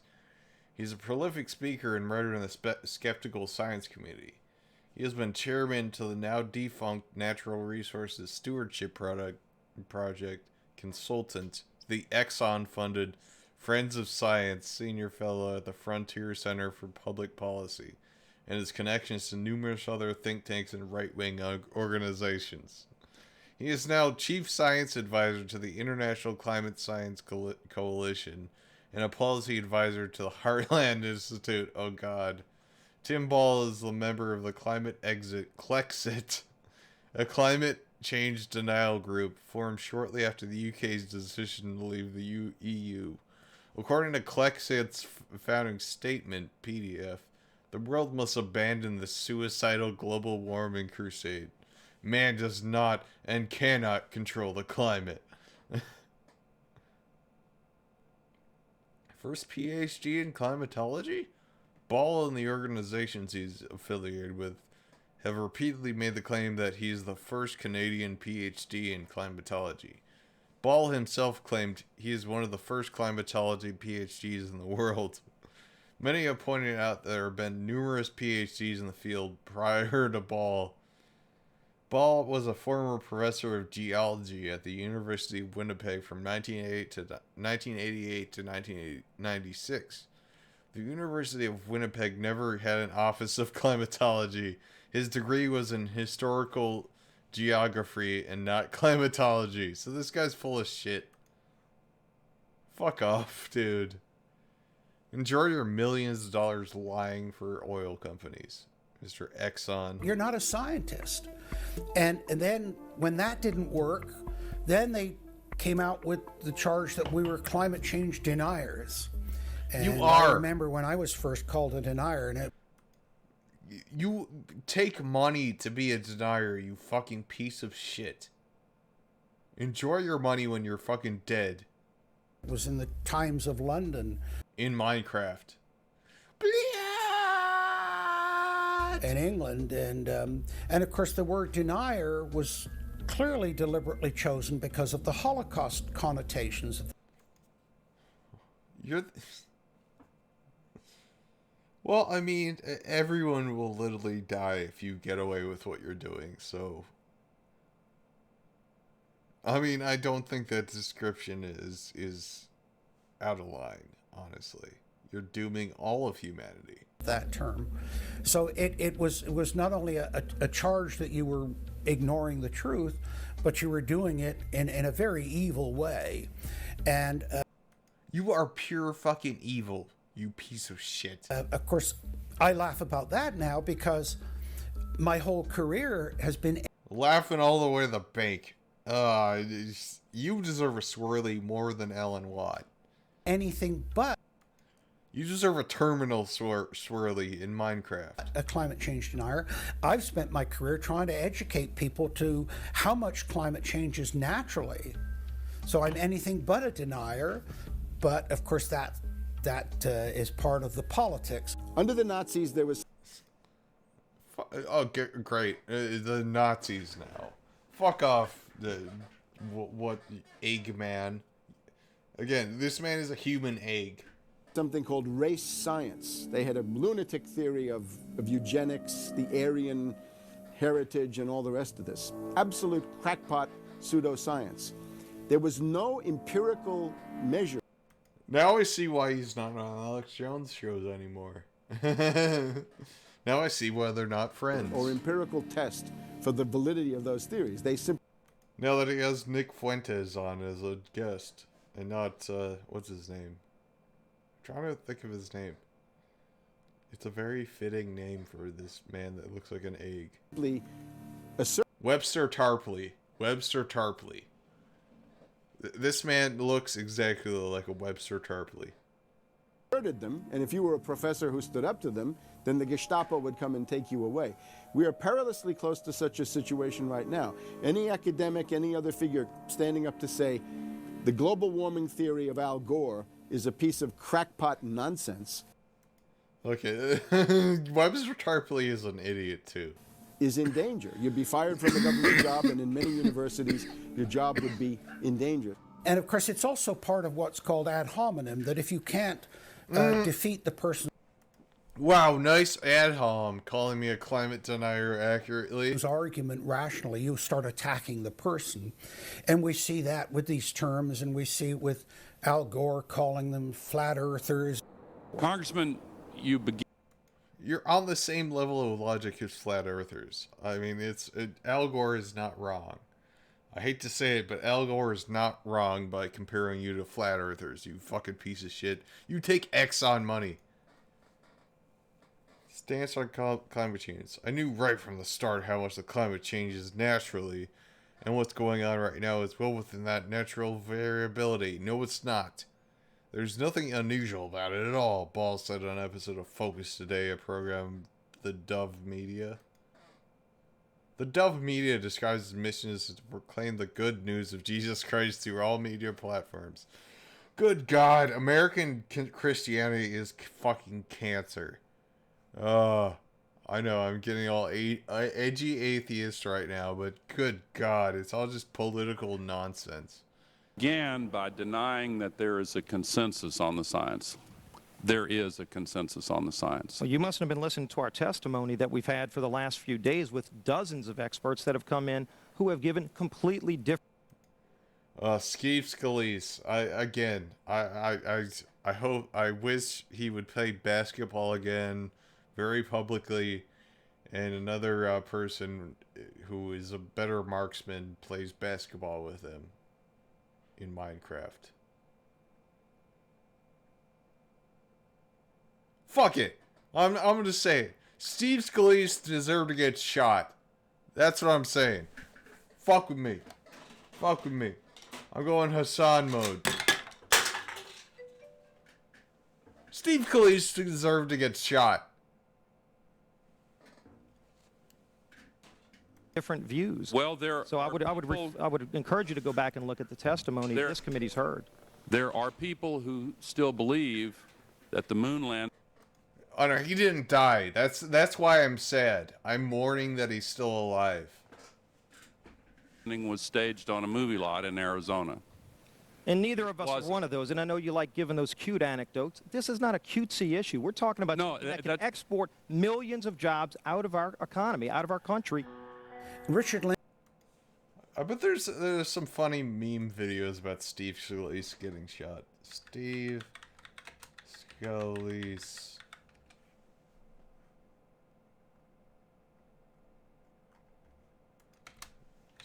shooting.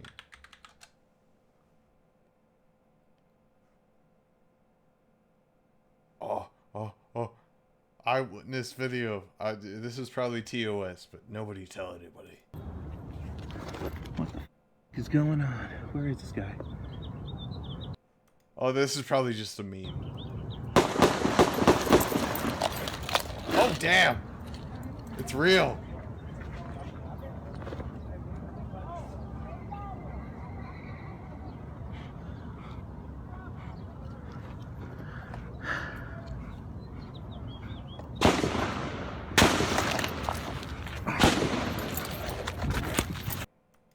Again, the guy didn't aim for the head. Come on, mister.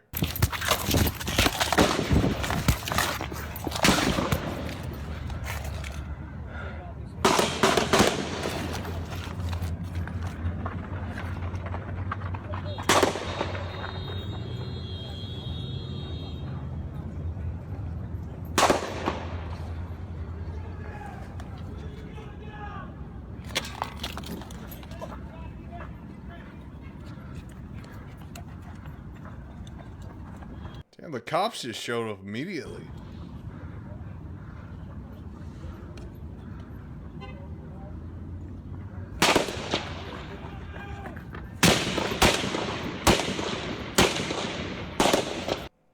Yeah, there's already like a cop car pulled up.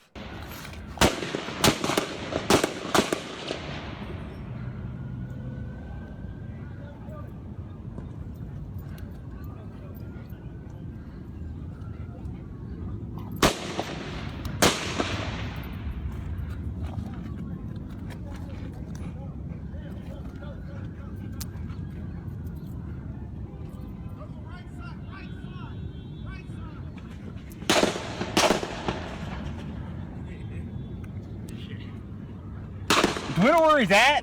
Do we know where he's at? He's behind home plate. You call 911? I assume people have been calling 911 already.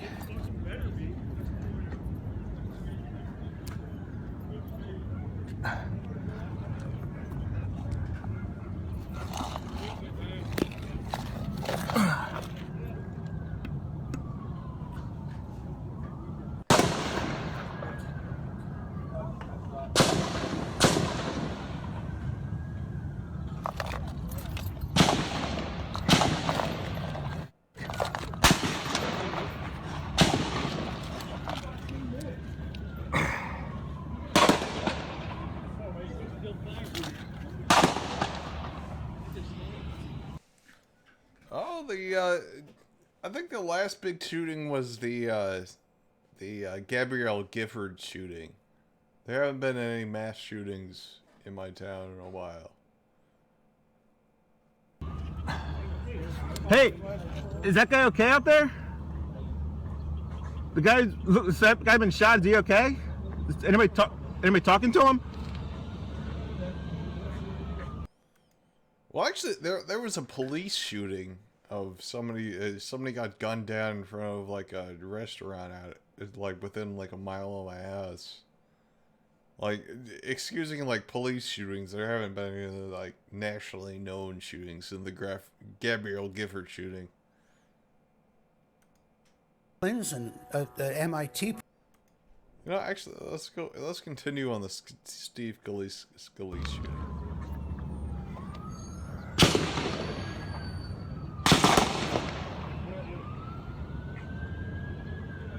Oh damn! Did they shoot that dude?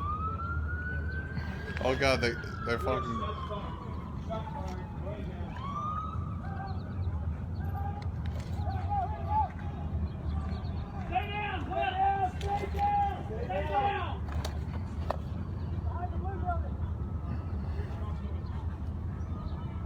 Oh yeah, they fucking murked that dude's ass. Well, what are the cops doing? Like, stay down, stay down. Whoa, wait, why are you still shooting? You shot the dude. He's laying on his ass. He's down.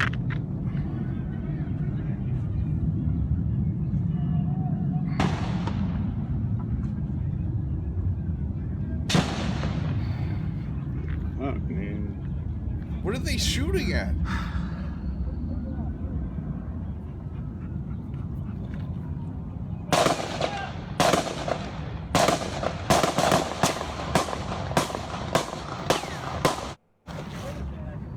that one ricocheted. Like that one, you don't hear that bing noise if a bullet didn't just glance off in dangerously close to you. Like, ugh.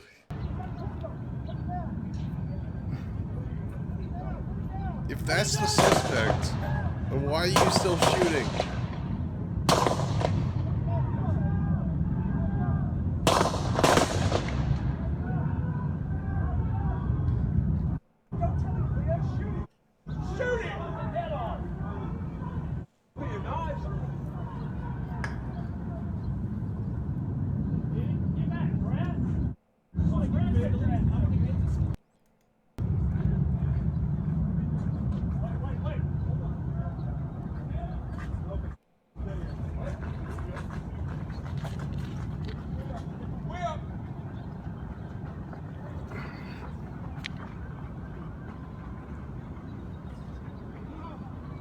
Yeah, they were just shooting at a guy they already shot.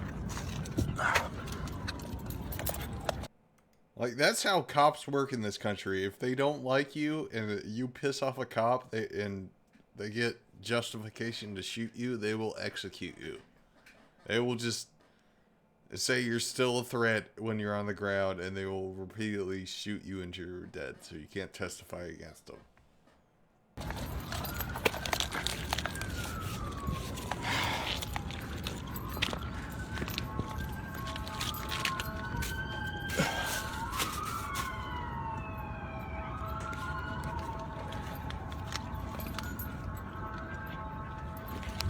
That was one hell of a way to start the morning.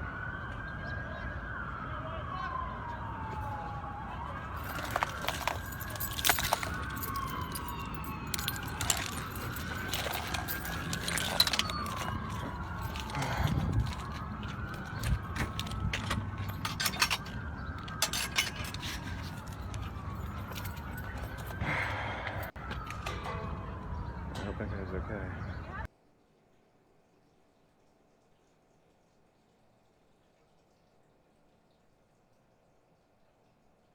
The latest developments in the shooting of a Republican congressman and others at a baseball practice outside of Washington. They were gearing up for the annual matchup between the GOP and the Democrats, a tradition more than a century old and one of the last remaining realms of bipartisanship in D.C. But today, a vicious attack. Today, two American institutions literally under fire, our national pastime and our elected officials. A barrage of gunfire at a baseball field right outside Washington, D.C. Let's an explanation of members what of happened. Congress practiced for their annual game against the Democrats. Law enforcement officers shouting at the suspect. 66-year-old James T. Hodgkinson, who had opened fire on the players, apparently deliberately targeting the GOP. 6 people injured, including Congressman Steve Scalise, the third-ranking Republican in the House of Representatives, now in critical condition. The suspect, now dead, had a long and public history of anti-Trump and anti-Republican rhetoric. The questions tonight, what exactly was his motive and why now? The attack began shortly after 7 a.m. in the Del Rey area of Alexandria, Virginia, just 8 miles and then from conservatives in this country, like, anytime you guys have a knife attack, they're like, look at how bad it was. Like, 6 people are injured with minor injuries. Tomorrow night. I was actually taking ground See, balls at if you ban guns, people will just stab each other. Let's just not, let's just completely ignore whether or not people actually died. Identified as Hodgkinson approached with an unexpected question about the players on the field. And an individual came up to us and said, hey, is that Republicans or Democrats? Ron DeSantis, the man that ordered his police to point a gun at people's children. Okay, let's look that up. Let's look at how much of a piece of shit Ron DeSantis is. Ron DeSantis guns children.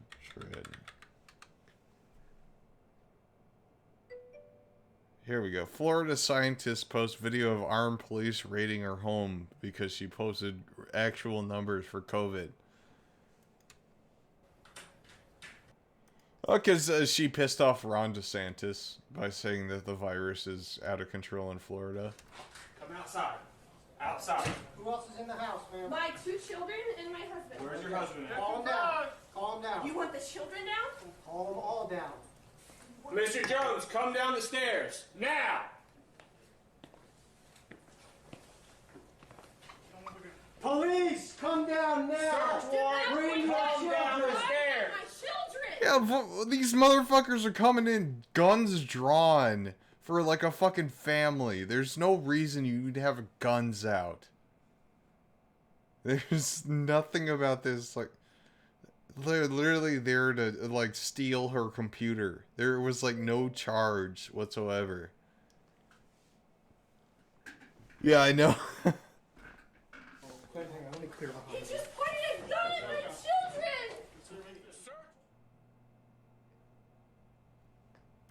Oh, that's not the full video. Let's see. They cut out the New at 10, state police raid the home of the former health department employee who created the state's COVID-19 dashboard. Yeah, Rebecca Jones was fired in May for what she says is refusing to manipulate data about the coronavirus so that the state could reopen. You may remember Rebecca Jones from the headlines in May when she was fired for what Governor Ron DeSantis called insubordination. Jones claims she was fired because she refused to manipulate data, making the pandemic seem less serious in order to meet the governor's timeline of reopening the state. Fast forward to Monday, just after 5 p.m., when Jones posted to Twitter that her home had been raided and her computer confiscated, writing, quote, "State police came into my house and took all my hardware and tech. They were serving a warrant on my computer after DOH filed a complaint. They pointed a gun in my face. They pointed guns at my kids." This is a portion of the video also in her Twitter post. Mr. Jones, come down the stairs. Now!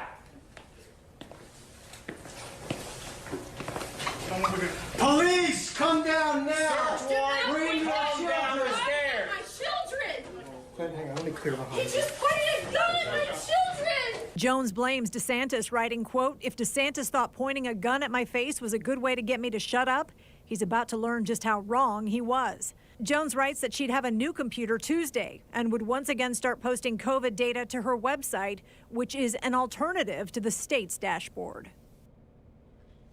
A federal Department of Law Enforcement officials said in a statement tonight that they issued the search warrant after the Department of Health suspected Jones hacked into their system and sent unauthorized messages to members of the state emergency response team. They also say when agents arrived this morning, Jones refused to cooperate and didn't come to the door for 20 minutes. You can find that full video on the full. What are you doing? Like you're just repeating what the cops said.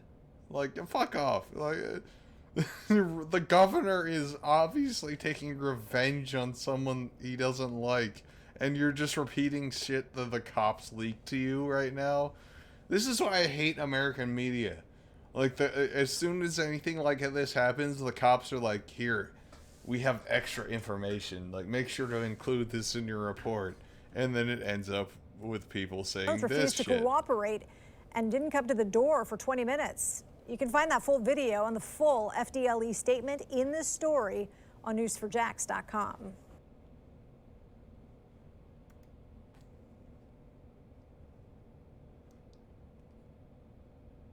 Let's see.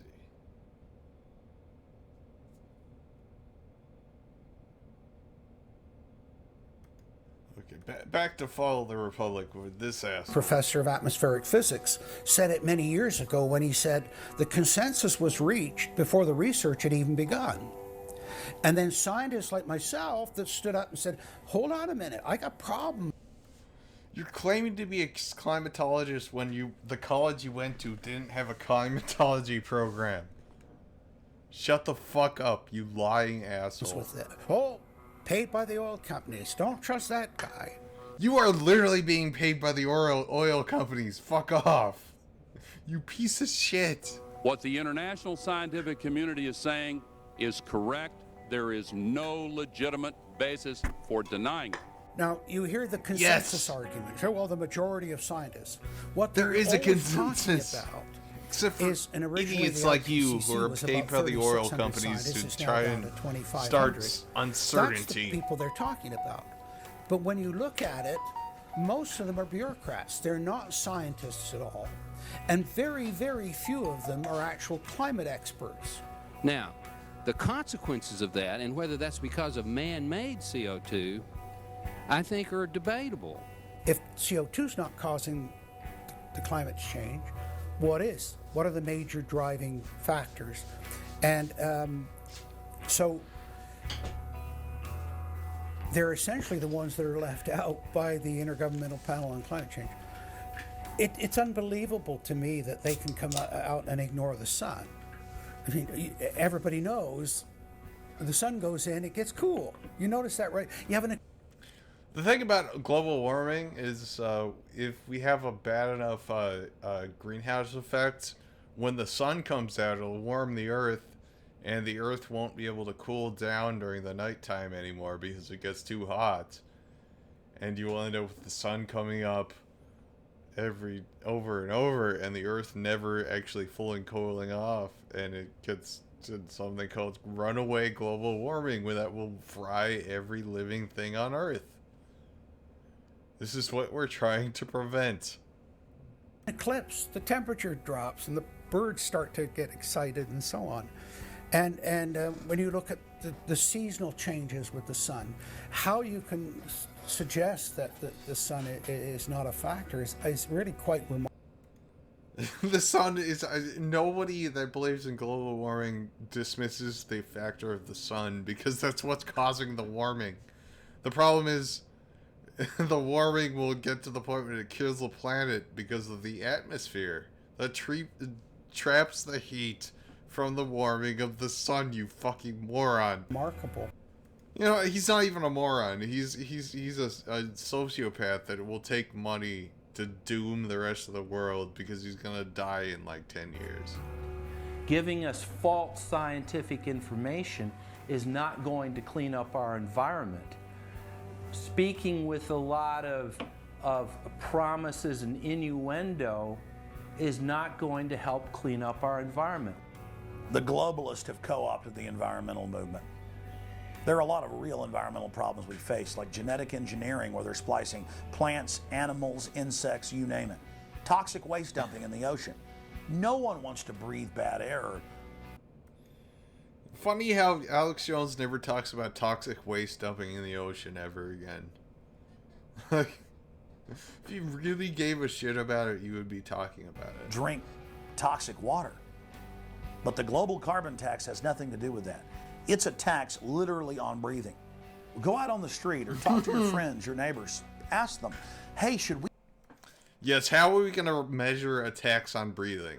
Alex Jones, please explain to me how you would ever be able to regulate breathing. Are you going to wear a Bane mask that's like a power meter over your face that counts how many breaths you take or something? Like, shut the fuck up. Is that why they want us to wear masks? Is it just making us more susceptible to the breathing tax when we have to wear the breathing tax meter face mask? Dun dun dun. We ban dihydrogen monoxide. It's bad for... Conservatives love to bring up the dihydrogen monoxide thing. They all watch that same episode of like Bullshit with Penn and Teller, and they won't let it go. It's like, so many people will sign this petition that says ban dihydrogen monoxide. It's like that's not the right point that you're getting out of. Fuck off. For the environment, the average person will sign your petition calling for the banning of water. That's right. Dihydrogen monoxide is water. You understand that when you make videos of those people signing those petitions, you can like edit out the people that understand that it's water, and you can just put a string of people that are like, oh yeah, I think we should ban water. You understand? Like, they're so easily convinced by like man on the street bits. I almost want to start a conservative news channel, but it's meant to like steer them back on the right path, and it's nothing but like man on the street bits, like Caitlin Bennett does, and shit like that, because they eat that shit up. It's like, oh, you can just talk to some random person that you walked up with a camera and they'll say something stupid. That means society is fucked. It's the same thing with table salt, sodium chloride. And that's exactly what the establishment is doing with carbon dioxide. Except carbon dioxide is the major driver of climate change. You can't say like, oh yeah, if you just say chemical. The funny thing is Alex Jones uses the scary chemical name thing to push his products. Like, it has red number 5 in it. That gives you cancer, AIDS. So buy my pills to purge yourself of the cancer, AIDS. Ooh, dioxide. It has this scary sounding name. Yeah, like, listen to Alex Jones talk about vaccines, and he's using the same logic he's saying is wrong right now. But the truth is, it's one of the 4 elements of life on this planet. Oxygen, carbon dioxide, water, and sunlight.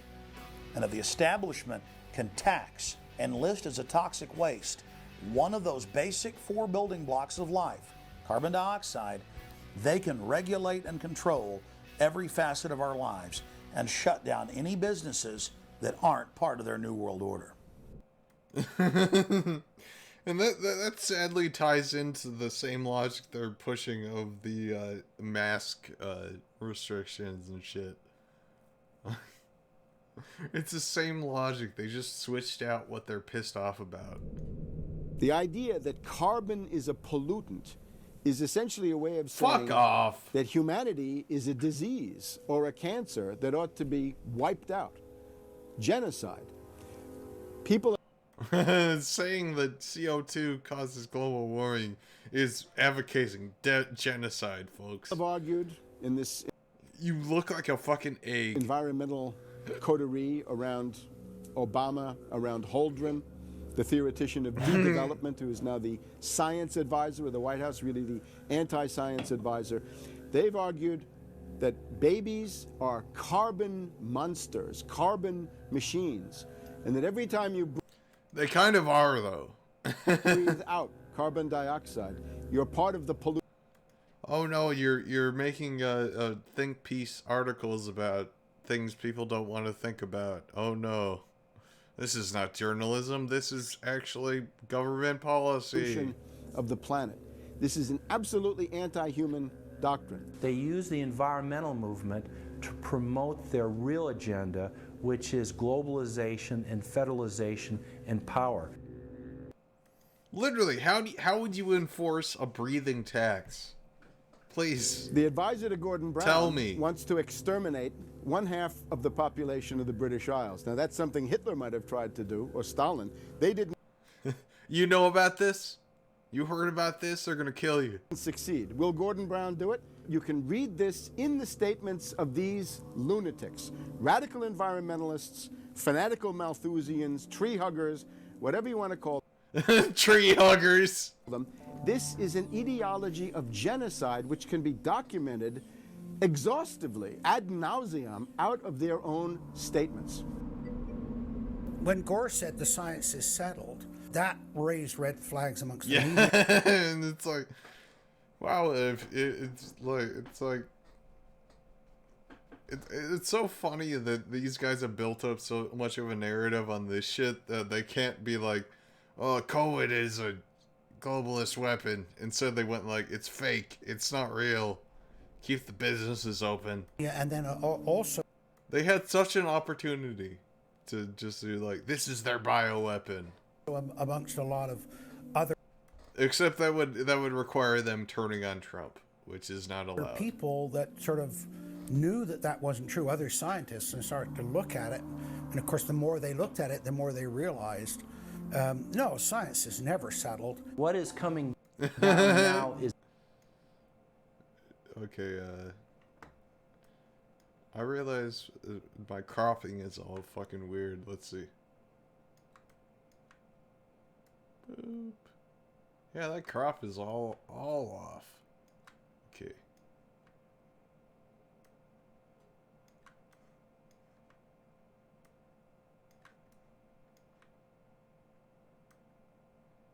There we go.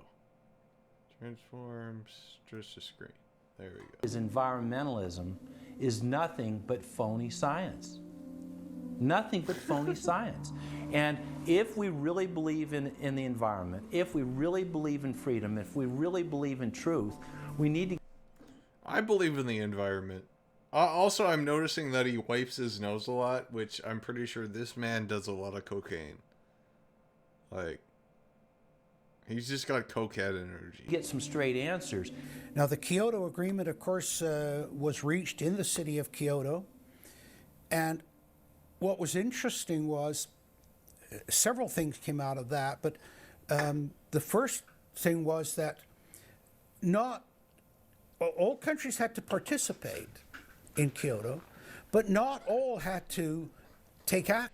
The Kyoto Protocols were a non-binding resolution. That's the main problem with the UN. They make all these resolutions, but nobody that agrees to them has to actually follow them. There's no punishment whatsoever. It's like, here was a goal that we may want to reach in the next 30 years.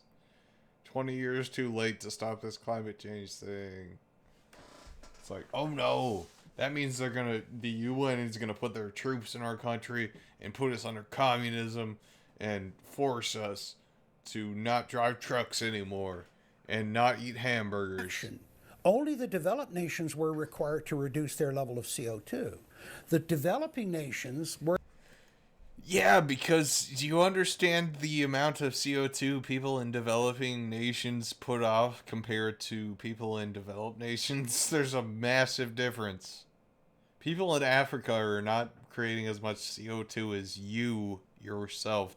Like you put off the amount of CO2 that a village of African people put off just by living a day in your life. Were excluded. Now, of course, at that time, China was, and in some ways you can argue it still is, a developing nation. So it wasn't required to meet any... It still is.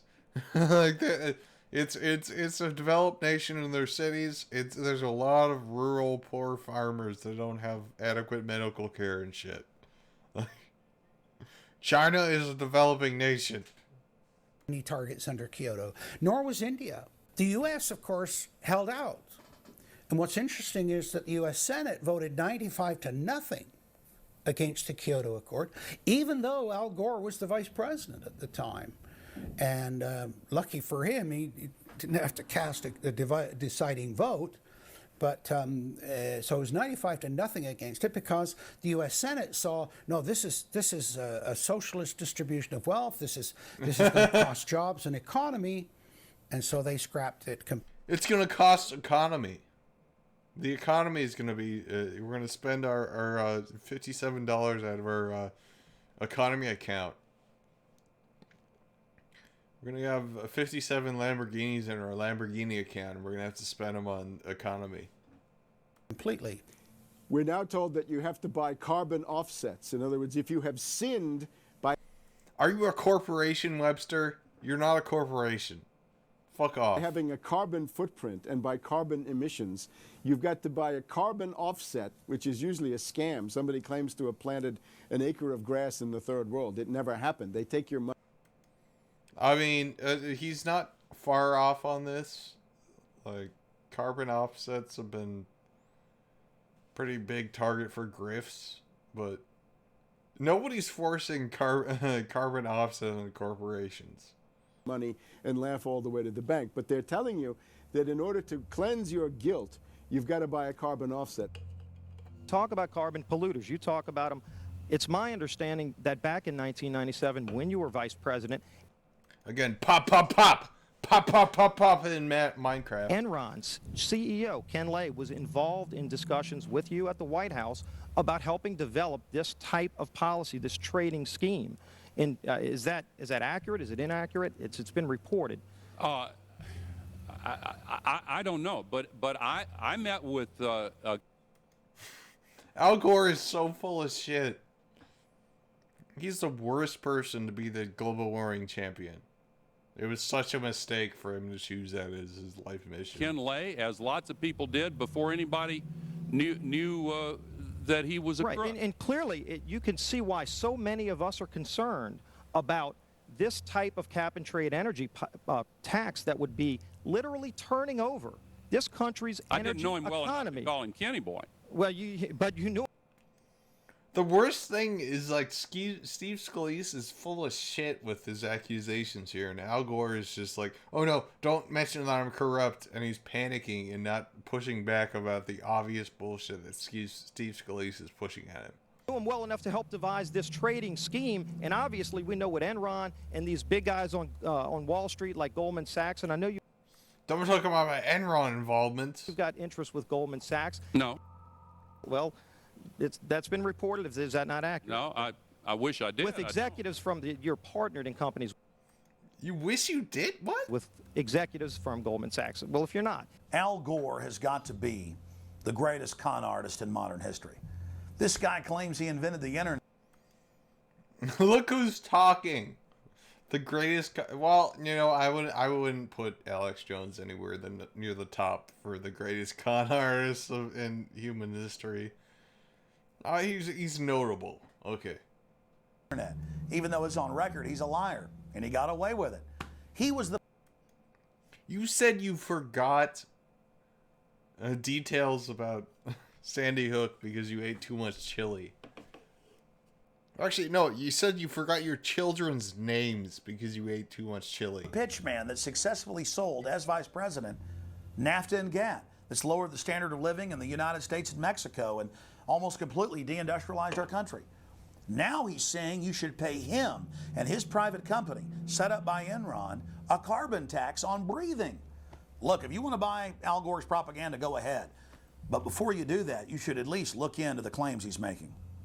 There was a meeting in the White House in 1998 between Al Gore and Bill Clinton, Ken Lay, and Lord Brown. Okay, well, who were these people? Well, we know the president, the vice president. Ken Lay, of course, was the president of Enron. And Enron was a major, major player in the carbon trading. And in fact, stood to make an enormous amount of money out of it. And so it was part of the collapse of Enron. And Lord Brown, of course, was the head of the largest oil company in the world. And they were looking to buy into this, as is happening now, where the energy companies are becoming the big promoters of, oh, we got to go green, we got to go to alternate energy. And they're also promoters of you, because you have taken a bunch of oil company money to say shit like this. And all of this stuff, they saw a business opportunity and leapt onto it, and one that would make them look green again. He didn't even use air quotes right. He was like, one that would make him look green again. When it came time for the 1,200-plus page greenhouse gas emission and carbon legislation to be voted on, the Speaker of the House, Nancy Pelosi, would not let the Republicans, or even members of her own party, see the bill until good morning. Sunday morning. Minutes before the vote. Republican Minority Leader John Boehner engaged in a rare House filibuster and read shocking section after shocking section from the legislation. Funny thing is that Alex Jones hates Boehner. He insists that his name is Boner. It's like, it's German. His last name is Boner. He's lying to us. It's John Boner. Which I think Alex Jones is right on that. It's pronounced Boner. Now, I really hate to do this, but when you file a 300-page amendment at 3:09 a.m., the American people have a right to know what's in this bill and have a right to know what we're voting on. Let's see if I can find a video of that. Alex Jones, John Boner.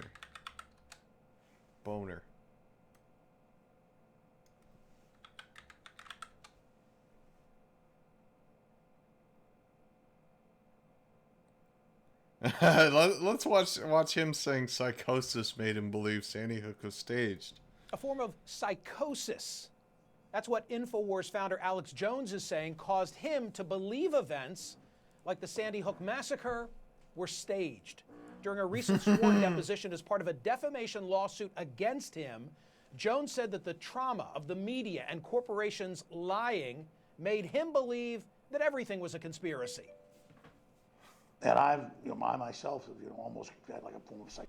I mean, with his Adderall addiction, he's definitely gone through actual psychosis.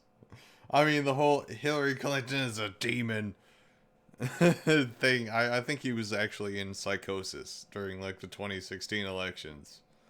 There were points when it's like, this man is like the destroy the child, corrupt them all. He tried to pretend he was possessed by a demon at some point and like bailed out. We gotta see that. We gotta see that. Destroy the child.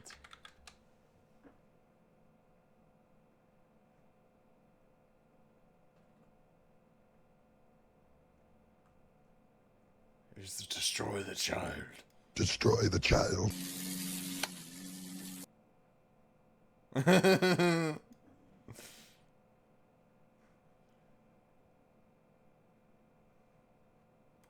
Okay, let's psychosis back in the past where I basically thought everything was staged. I've now learned a lot of times things aren't staged. So, I think as a pundit and someone giving opinion, that, my opinions have been wrong, but they were never wrong consciously to hurt people. It's bullshit. In the past, Jones's divorce lawyer tried to sell the fact that his on-air persona was just an act. But according to Jones, he was really trying to get at the truth. Well, what I'm getting at is this stuff we're looking at today. Kids going in circles, schools closed. He's so nervous. EMTs not in the building, porta potties. These aren't comedy skits. This is journalism. Yes. Well, this is punditry, because I wear a journalist hat, punditry hat, satire hat. Just satire hat. So he's saying like everything I'm doing is both journalism, punditry, and satire. So if you're mad at me, it's satire. Just reading news, just being a news reader. I mean, I do that as well. So I do a lot of things. But when I was covering Sandy Hook, I was genuinely trying to get at the truth of it. Put aside the fact that the reality of Sandy Hook is not an opinion. There are real victims, real families that are still struggling with grief. Look, these media provocateurs like Jones, they know that passion sells. That's what this is all about. They need people to pay attention to them. And the best way to do that is to be shocking, many times with disregard of decency and, of course, good governance. And it worked for Jones. He made a pretty penny off the fringe ideology that he represented on his radio program, carried on more than 160 stations, thousands of listeners. Alex Jones' persona is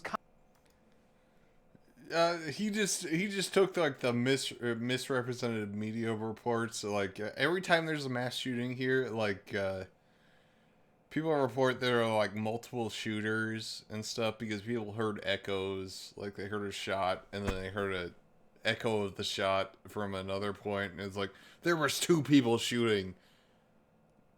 Alex Jones just takes shit like that before they realize it was just an echo. We shouldn't have reported this shit. And he's like, see, obviously there were multiple shooters. It was a military operation. It's all just meant to take the guns, which is another funny point when Alex Jones says this. Like, nobody ever even brought up trying to take guns away from people. Like, the Democrats have just given up on gun restrictions at this point. Like, they know they're outvoted on all of it. confirmation of everything I've been saying about the mostly men with microphones.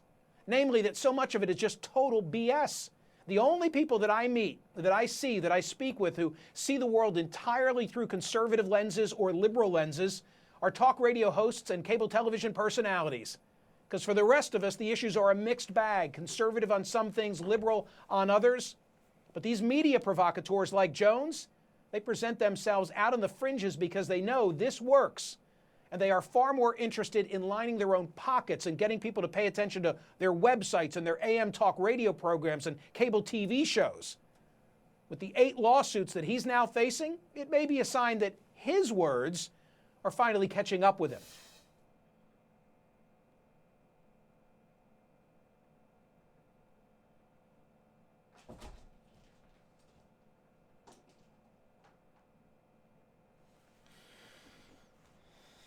You know, let's watch another Astorius Miraculi video. Astorius Miraculi. An awesome HD version interview with Astorius Miraculi. I'm David Marsh. Welcome to... Holy shit, I'm having deja vu about Astorius Miraculi. I swear I had a... does this mean Astorius Miraculi is for real? To exploring the human journey. Yeah. Yeah, I mean, Astorius Miraculi is a fucking good didgeridoo player. Like, he's fucking awesome at the didgeridoo, and I love it. He can, like, throat sing.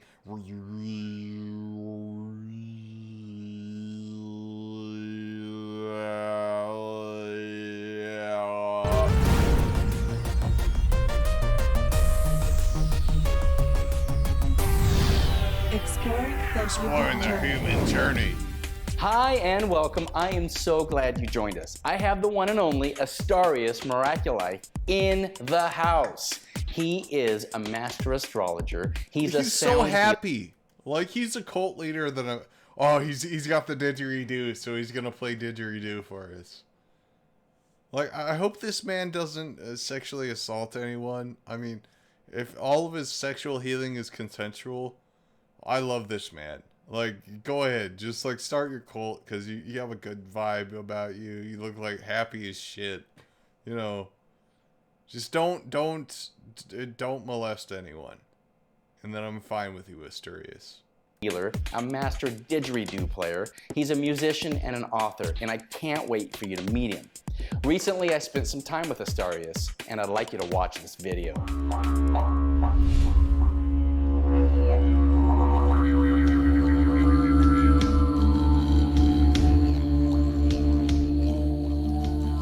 So I remember, here I was, it was January 23rd, 1973. So it's been a while now. I've been walking my spiritual path for 45 years. My rent was due. It was only... Does he just play didgeridoo in people's faces? I love this guy so much. Only $80. I had a little one-room, space. It was $80 a month. I didn't even have that. I had $30 to my name, but I had this astrological chart done, and the chart kept saying... I really hope he's just a benign cult leader, not like Jeffrey Prather that rapes people. Again, I need to look into his sexual healing shit, because that always comes with some sus shit. But I really want to believe in Astorius Miraculi. He's like, just live your life, King. Don't harm anybody. But I would benefit from an investigation of metaphysics and the occult.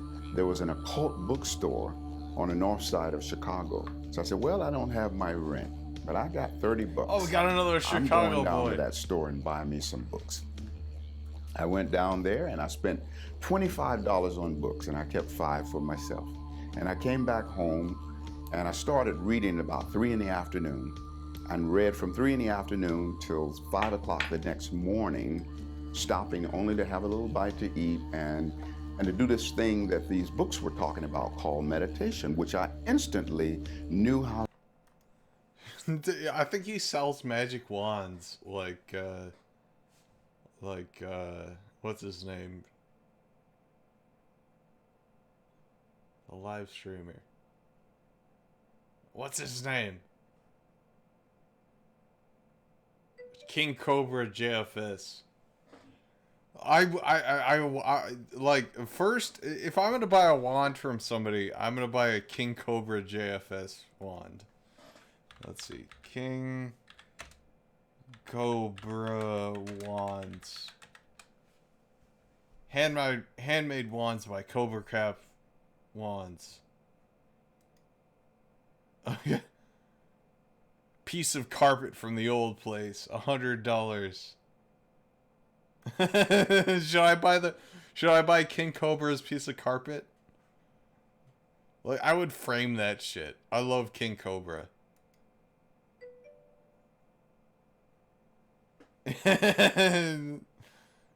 'Twas fate, this wand picks me. Green, my favorite color. Arrived looking like a wand version of Link from The Legend of Zelda. Fave video game and my first tattoo of many lows. Thumbs of Cobes.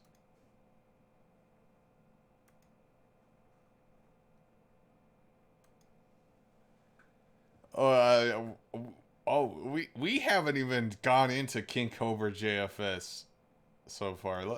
You know what? I'm gonna put on a King Cobra video. Let's see.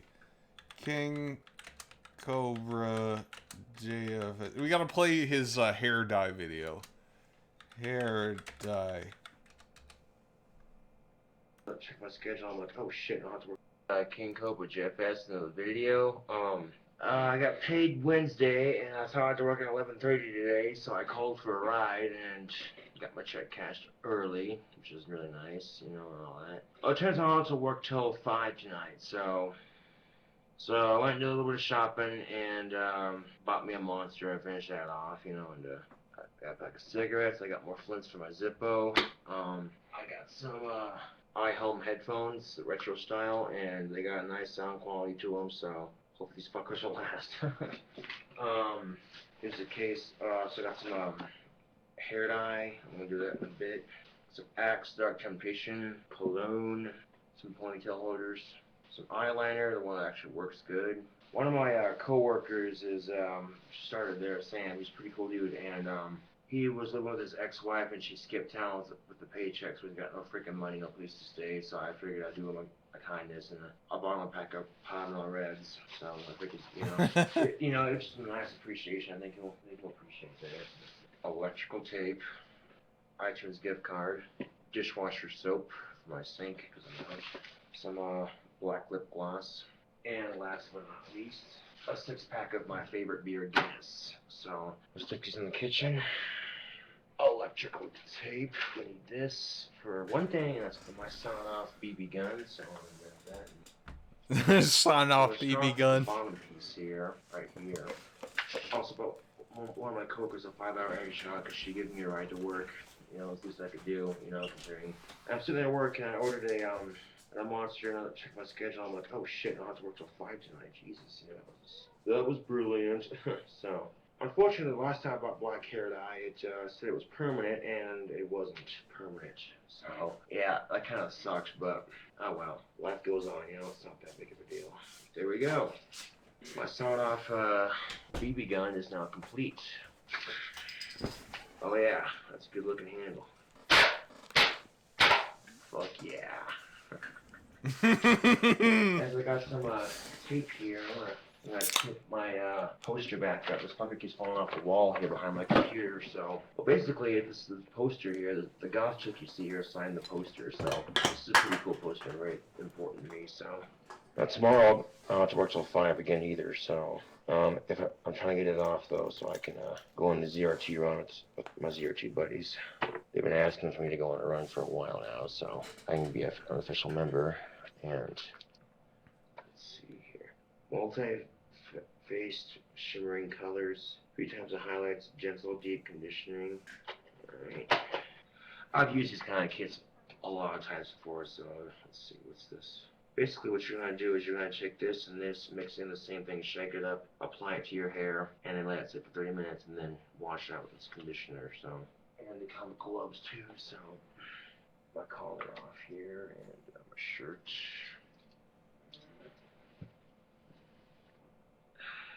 Go. Keep in mind these things are incredibly messy, so yeah. Ooh, it's got a gnarly scent to it. Weird too. So what you're gonna do is just gonna pour this in there.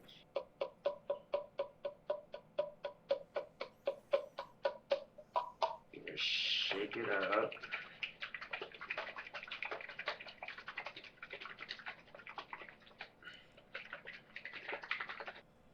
King Cobra looks like somebody that I would be friends with in high school. Like I hung out with like weird people like this.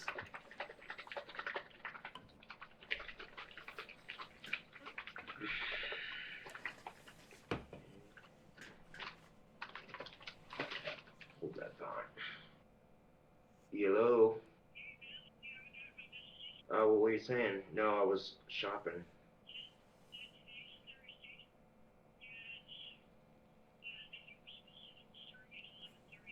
Oh, Jesus Christ.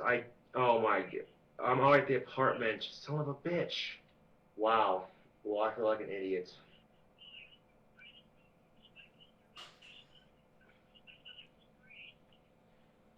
Oh, crap.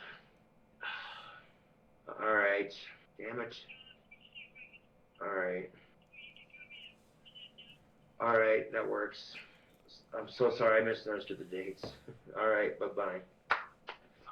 Well, I feel like an idiot. I misread the days, and it's Thursday, not Friday. I was supposed to come in at 11:30 to 7, but they said I can come in at 4, so what time is it?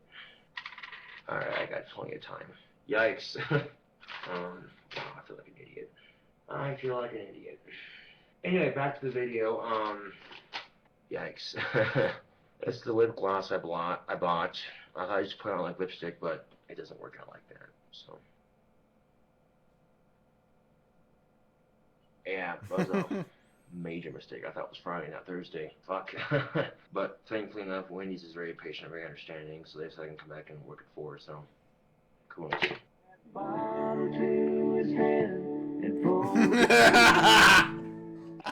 let's get this fucking hair That back. song. Where the hell did I set that thing? Ah, here it is. Okay, so you got your thing, and we check it up, you let it sit, it turned black like it's supposed to. Cool shit. Alright. Even gonna check out the necklaces too. Yeah, these gloves are too small. I need XL gloves because I got big ass fucking hands. But oh well. Okay, need this little thing, just put it in your hand, roll it around, and just start working into your hair. Now, you should use over a kitchen sink or a towel because it's very messy, but I'll take my chances.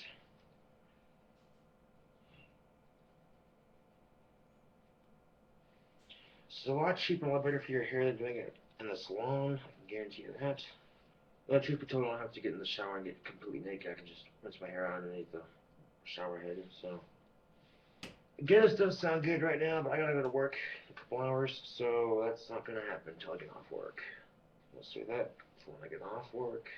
Oh yeah, I got it all over my fucking head.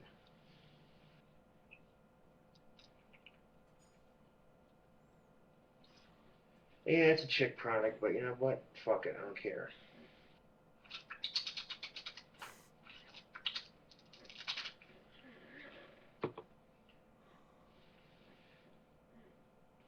Yeah, the back of my neck is soaked in this shit. Oh, that's lovely. That's just freaking lovely. Yeah, I'm just making an ass of myself now. For your YouTube entertainment, no less. God damn it. This is why you want to put a towel on before you do this shit, people. Yeah, he has to work in like 2 hours. He doesn't realize this will permanently stay in his You can take face. time to your eyebrows too if you want. Yeah, oh god, this is when he really fucks up. Oh no! No, no, no! He's tying his mustache. Oh yeah. Why so serious? Really, Josh? Joker reference? Yes, really. Oh, this guy. Oh, yeah, my coworkers are gonna give me so much shit for this. You know what I'm saying? It's life, man. You know what I'm saying? Yeah, you know what I'm saying. Oh, this guy. I've gone Avatar. Holy shit. My skin's all blue from the black hair dye.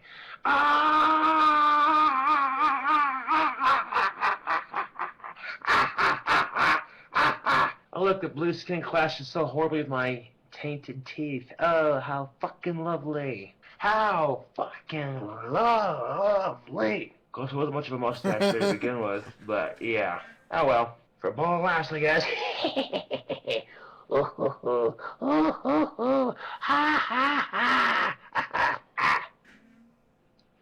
If they ask, why is your skin blue, Josh? I'd be like, I thought I come because an avatar. I'm part avatar, you know.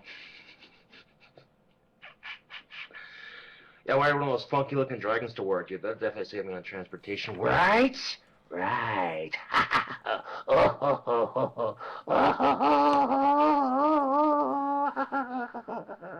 Holy crap. I look Oh my like God. shit. Wow. This The is slow kinda amusing, actually. realization. Well, I look silly, don't I? He's so pissed. Sure. So tomorrow I have to work till 5 to 1. I'll go into the courthouse tomorrow and pay my ticket off. So, yipper. So I made a couple mistakes today, but you know it could be worse, like I said. So it's interesting to see that the thumbnail of this picture looks like this. I don't know why people are like, "What the fuck happened to King Cobra?" Good lord. But if anything, this video at least gives you a good laugh and helps you appreciate life a little bit more. Like I said, it could be worse.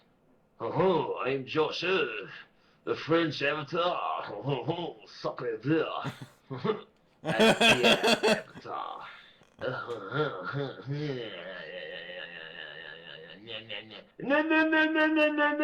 Really, I'm really. Hey, Apple, hey, Apple, what? Knife. You look like a retard, Josh. I know. I am the French Avatar. SpongeBob chocolate milk. My name's Larry. I'm special. I look so fucking stupid right now. Oh my fucking god. Oh man.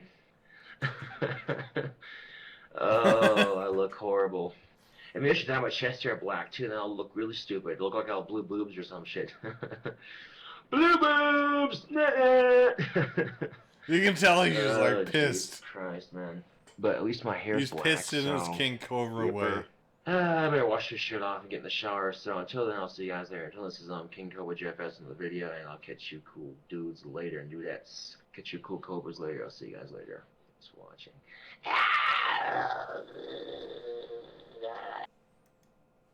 watching. So anyway, that's King Cobra JFS. Let's watch the Astarius Miraculi interview. How to do. It was not like discovering something for the first time. It was gotta like watch this. remembering something that I've always known. I was at a drum circle, and didgeridoo players were there, and so it was drums and didgeridoos. And then all of a sudden, somebody said, "Okay, all the drums be quiet, and just didgeridoos."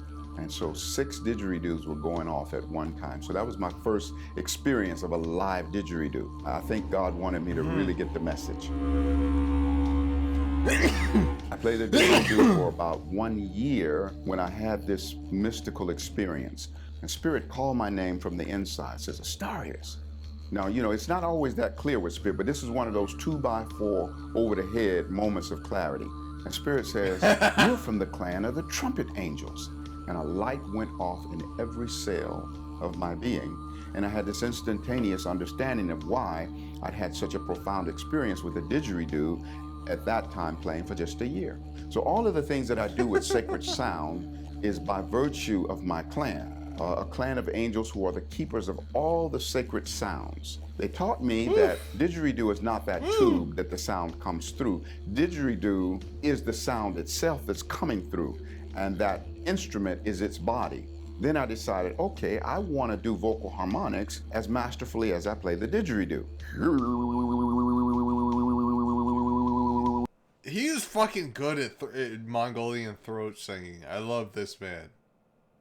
As long as he doesn't molest people.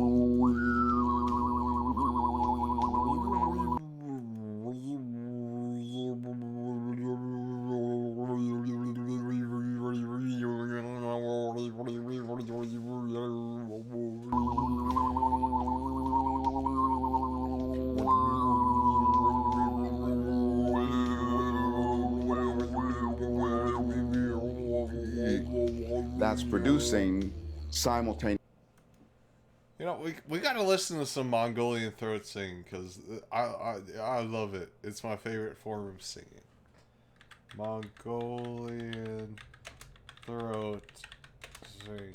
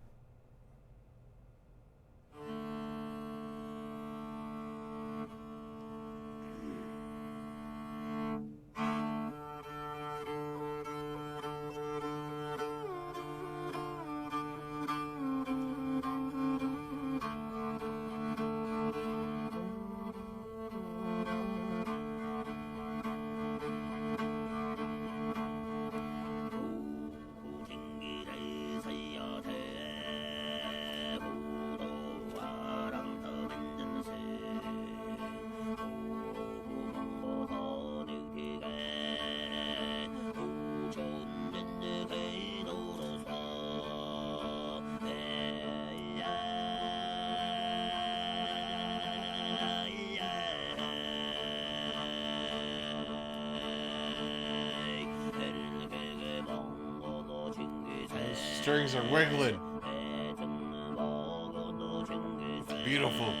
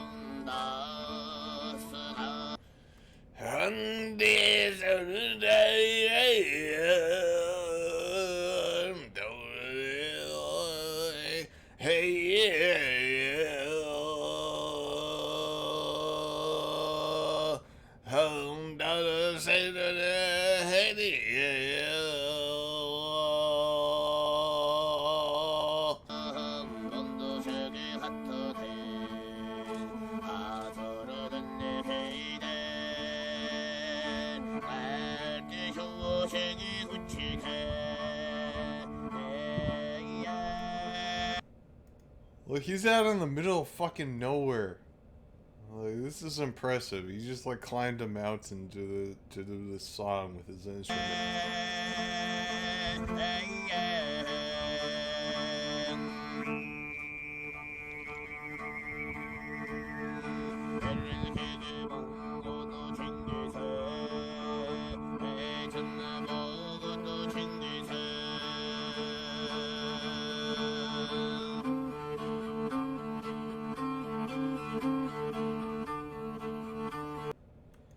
That's an impressive amount of notes for an instrument that only has 2 strings.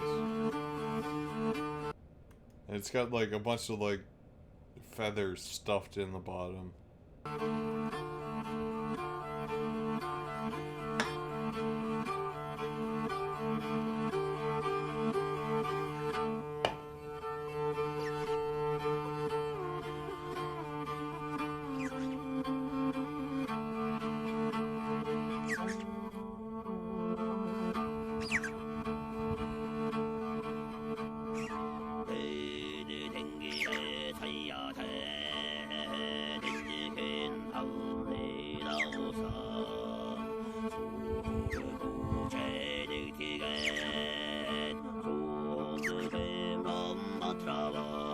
I wonder if is he intentionally making those squeaky noises?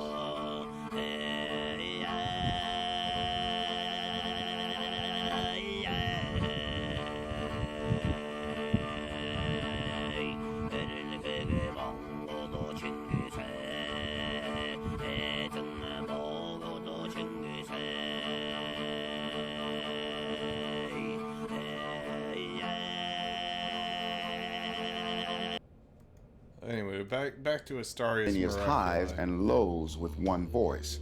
The highs represent an hour heaven, long? and the lows represent earth. So it's then creating a marriage of heaven and earth in the cells of the body. Sound is so powerful in that it has a foot in the realm of spirit. You can't grab a handful of it and say, I got a handful of this sound. And it also has a foot in the physical realm because You know, I'm getting too far ahead of myself. Let's finish the Alex Jones documentary.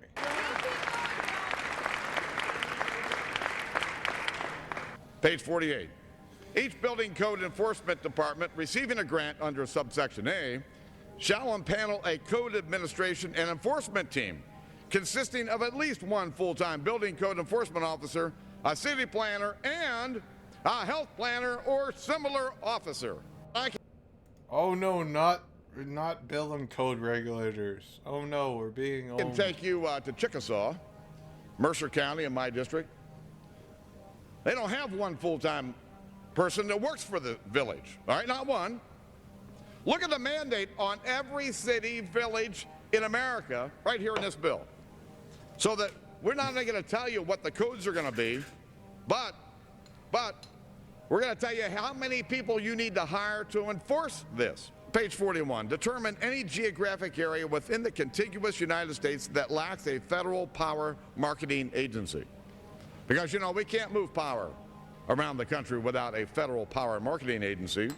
We do it today, but now we have to have a new government agency to do this. What are these powerful All California housing market standards are now going to be imposed things? on every American community.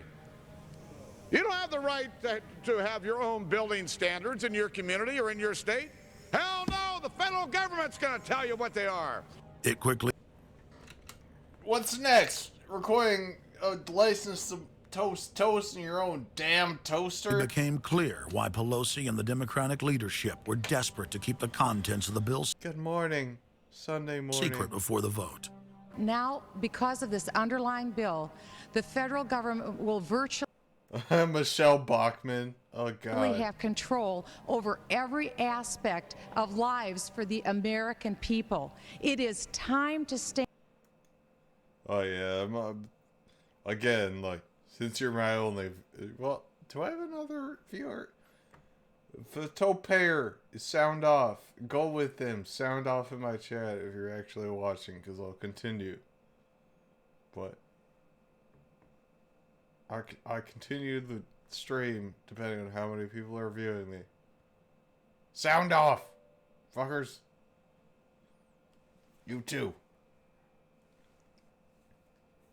Stand up and say, we get to choose. We choose liberty or we choose tyranny. It's one of the two. I'm The gonna finish underlying this. bill represents the tyranny and the intervention of the federal government. It's our choice.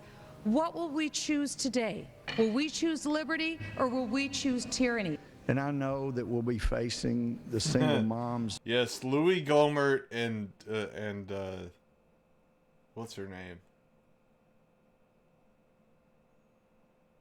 Michelle Bachmann. Heard from last summer, they can't afford the gasoline bill. They can't afford the gasoline bill. afford the propane. Hank Hill is at his wit's end. He's been saying blah blah all day now. He's out of his mind. He will not stop being like whoa. You didn't do a great thing. You hurt some really decent. You hurt all the people that depend on the oil. You horrible monster. Fuck off, Louis Gohmert, you piece of shit. Families struggling, trying to make it, and this. You're talking about oil companies right now. Shut the fuck up. Drop the pretense. Is going to be their death knell. It breaks my heart. I yield back. It is, of course, a carbon tax on economic activity, farming, manufacturing, real production here inside the United States. It would tend to shut down even those miserable remains of an industrial economy that we still have after the collapse of the Detroit automakers and their related subcontractors and so forth. Every home and business in the United States would be federally regulated and controlled. Oh no, not HVAC units. What is this shot supposed Mandatory to mean? home inspections will be carried out by federal inspectors, and it's all at the expense of the homeowner. In New York, they're called... Oh yes, because we know federal inspectors are on some sort of like actually reliable schedule and don't take 10 years to actually inspect you. Fuck off. The environmental police. On this day, a surprise visit to a market in Brooklyn's Chinatown. And every day you're not in compliance, you face huge fines. Go to page 235. And pop. You know, I'm gonna end my stream with this. Dancing triangle.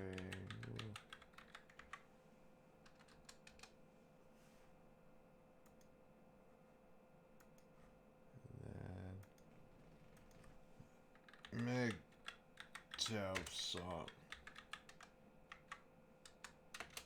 Charlie.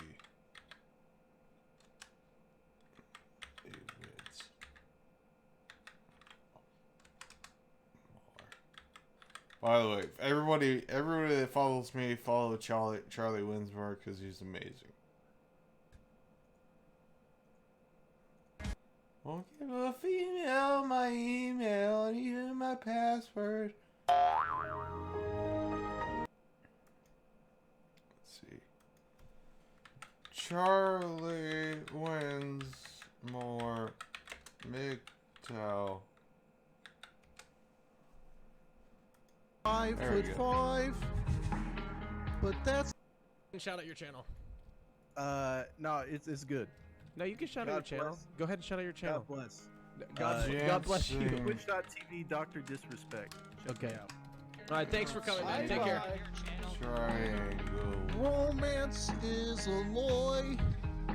They reject me every time. I am 5'5", but that's not enough to survive. These women are obscene. They're nasty and they're mean. Wipe my crying eyes. This is my goodbye. I'm going my own way. Don't care what females say. I'm only 5'5". Chivalry's a lie.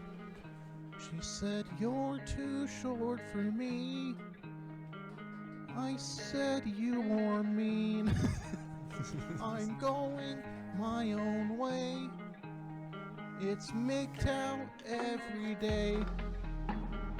Screw you and your vagina. I'm flying away to China to study the ancient blade. Listen to what I say for one last final time. I'm This too is Tom my DeLong. goodbye. This is what I say.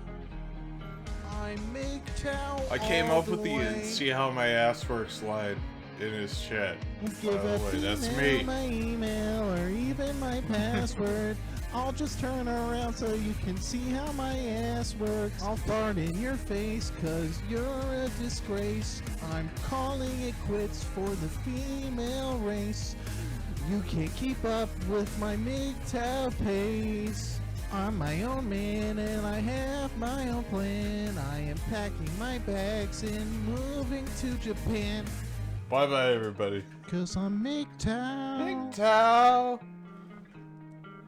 Cause I'm MGTOW.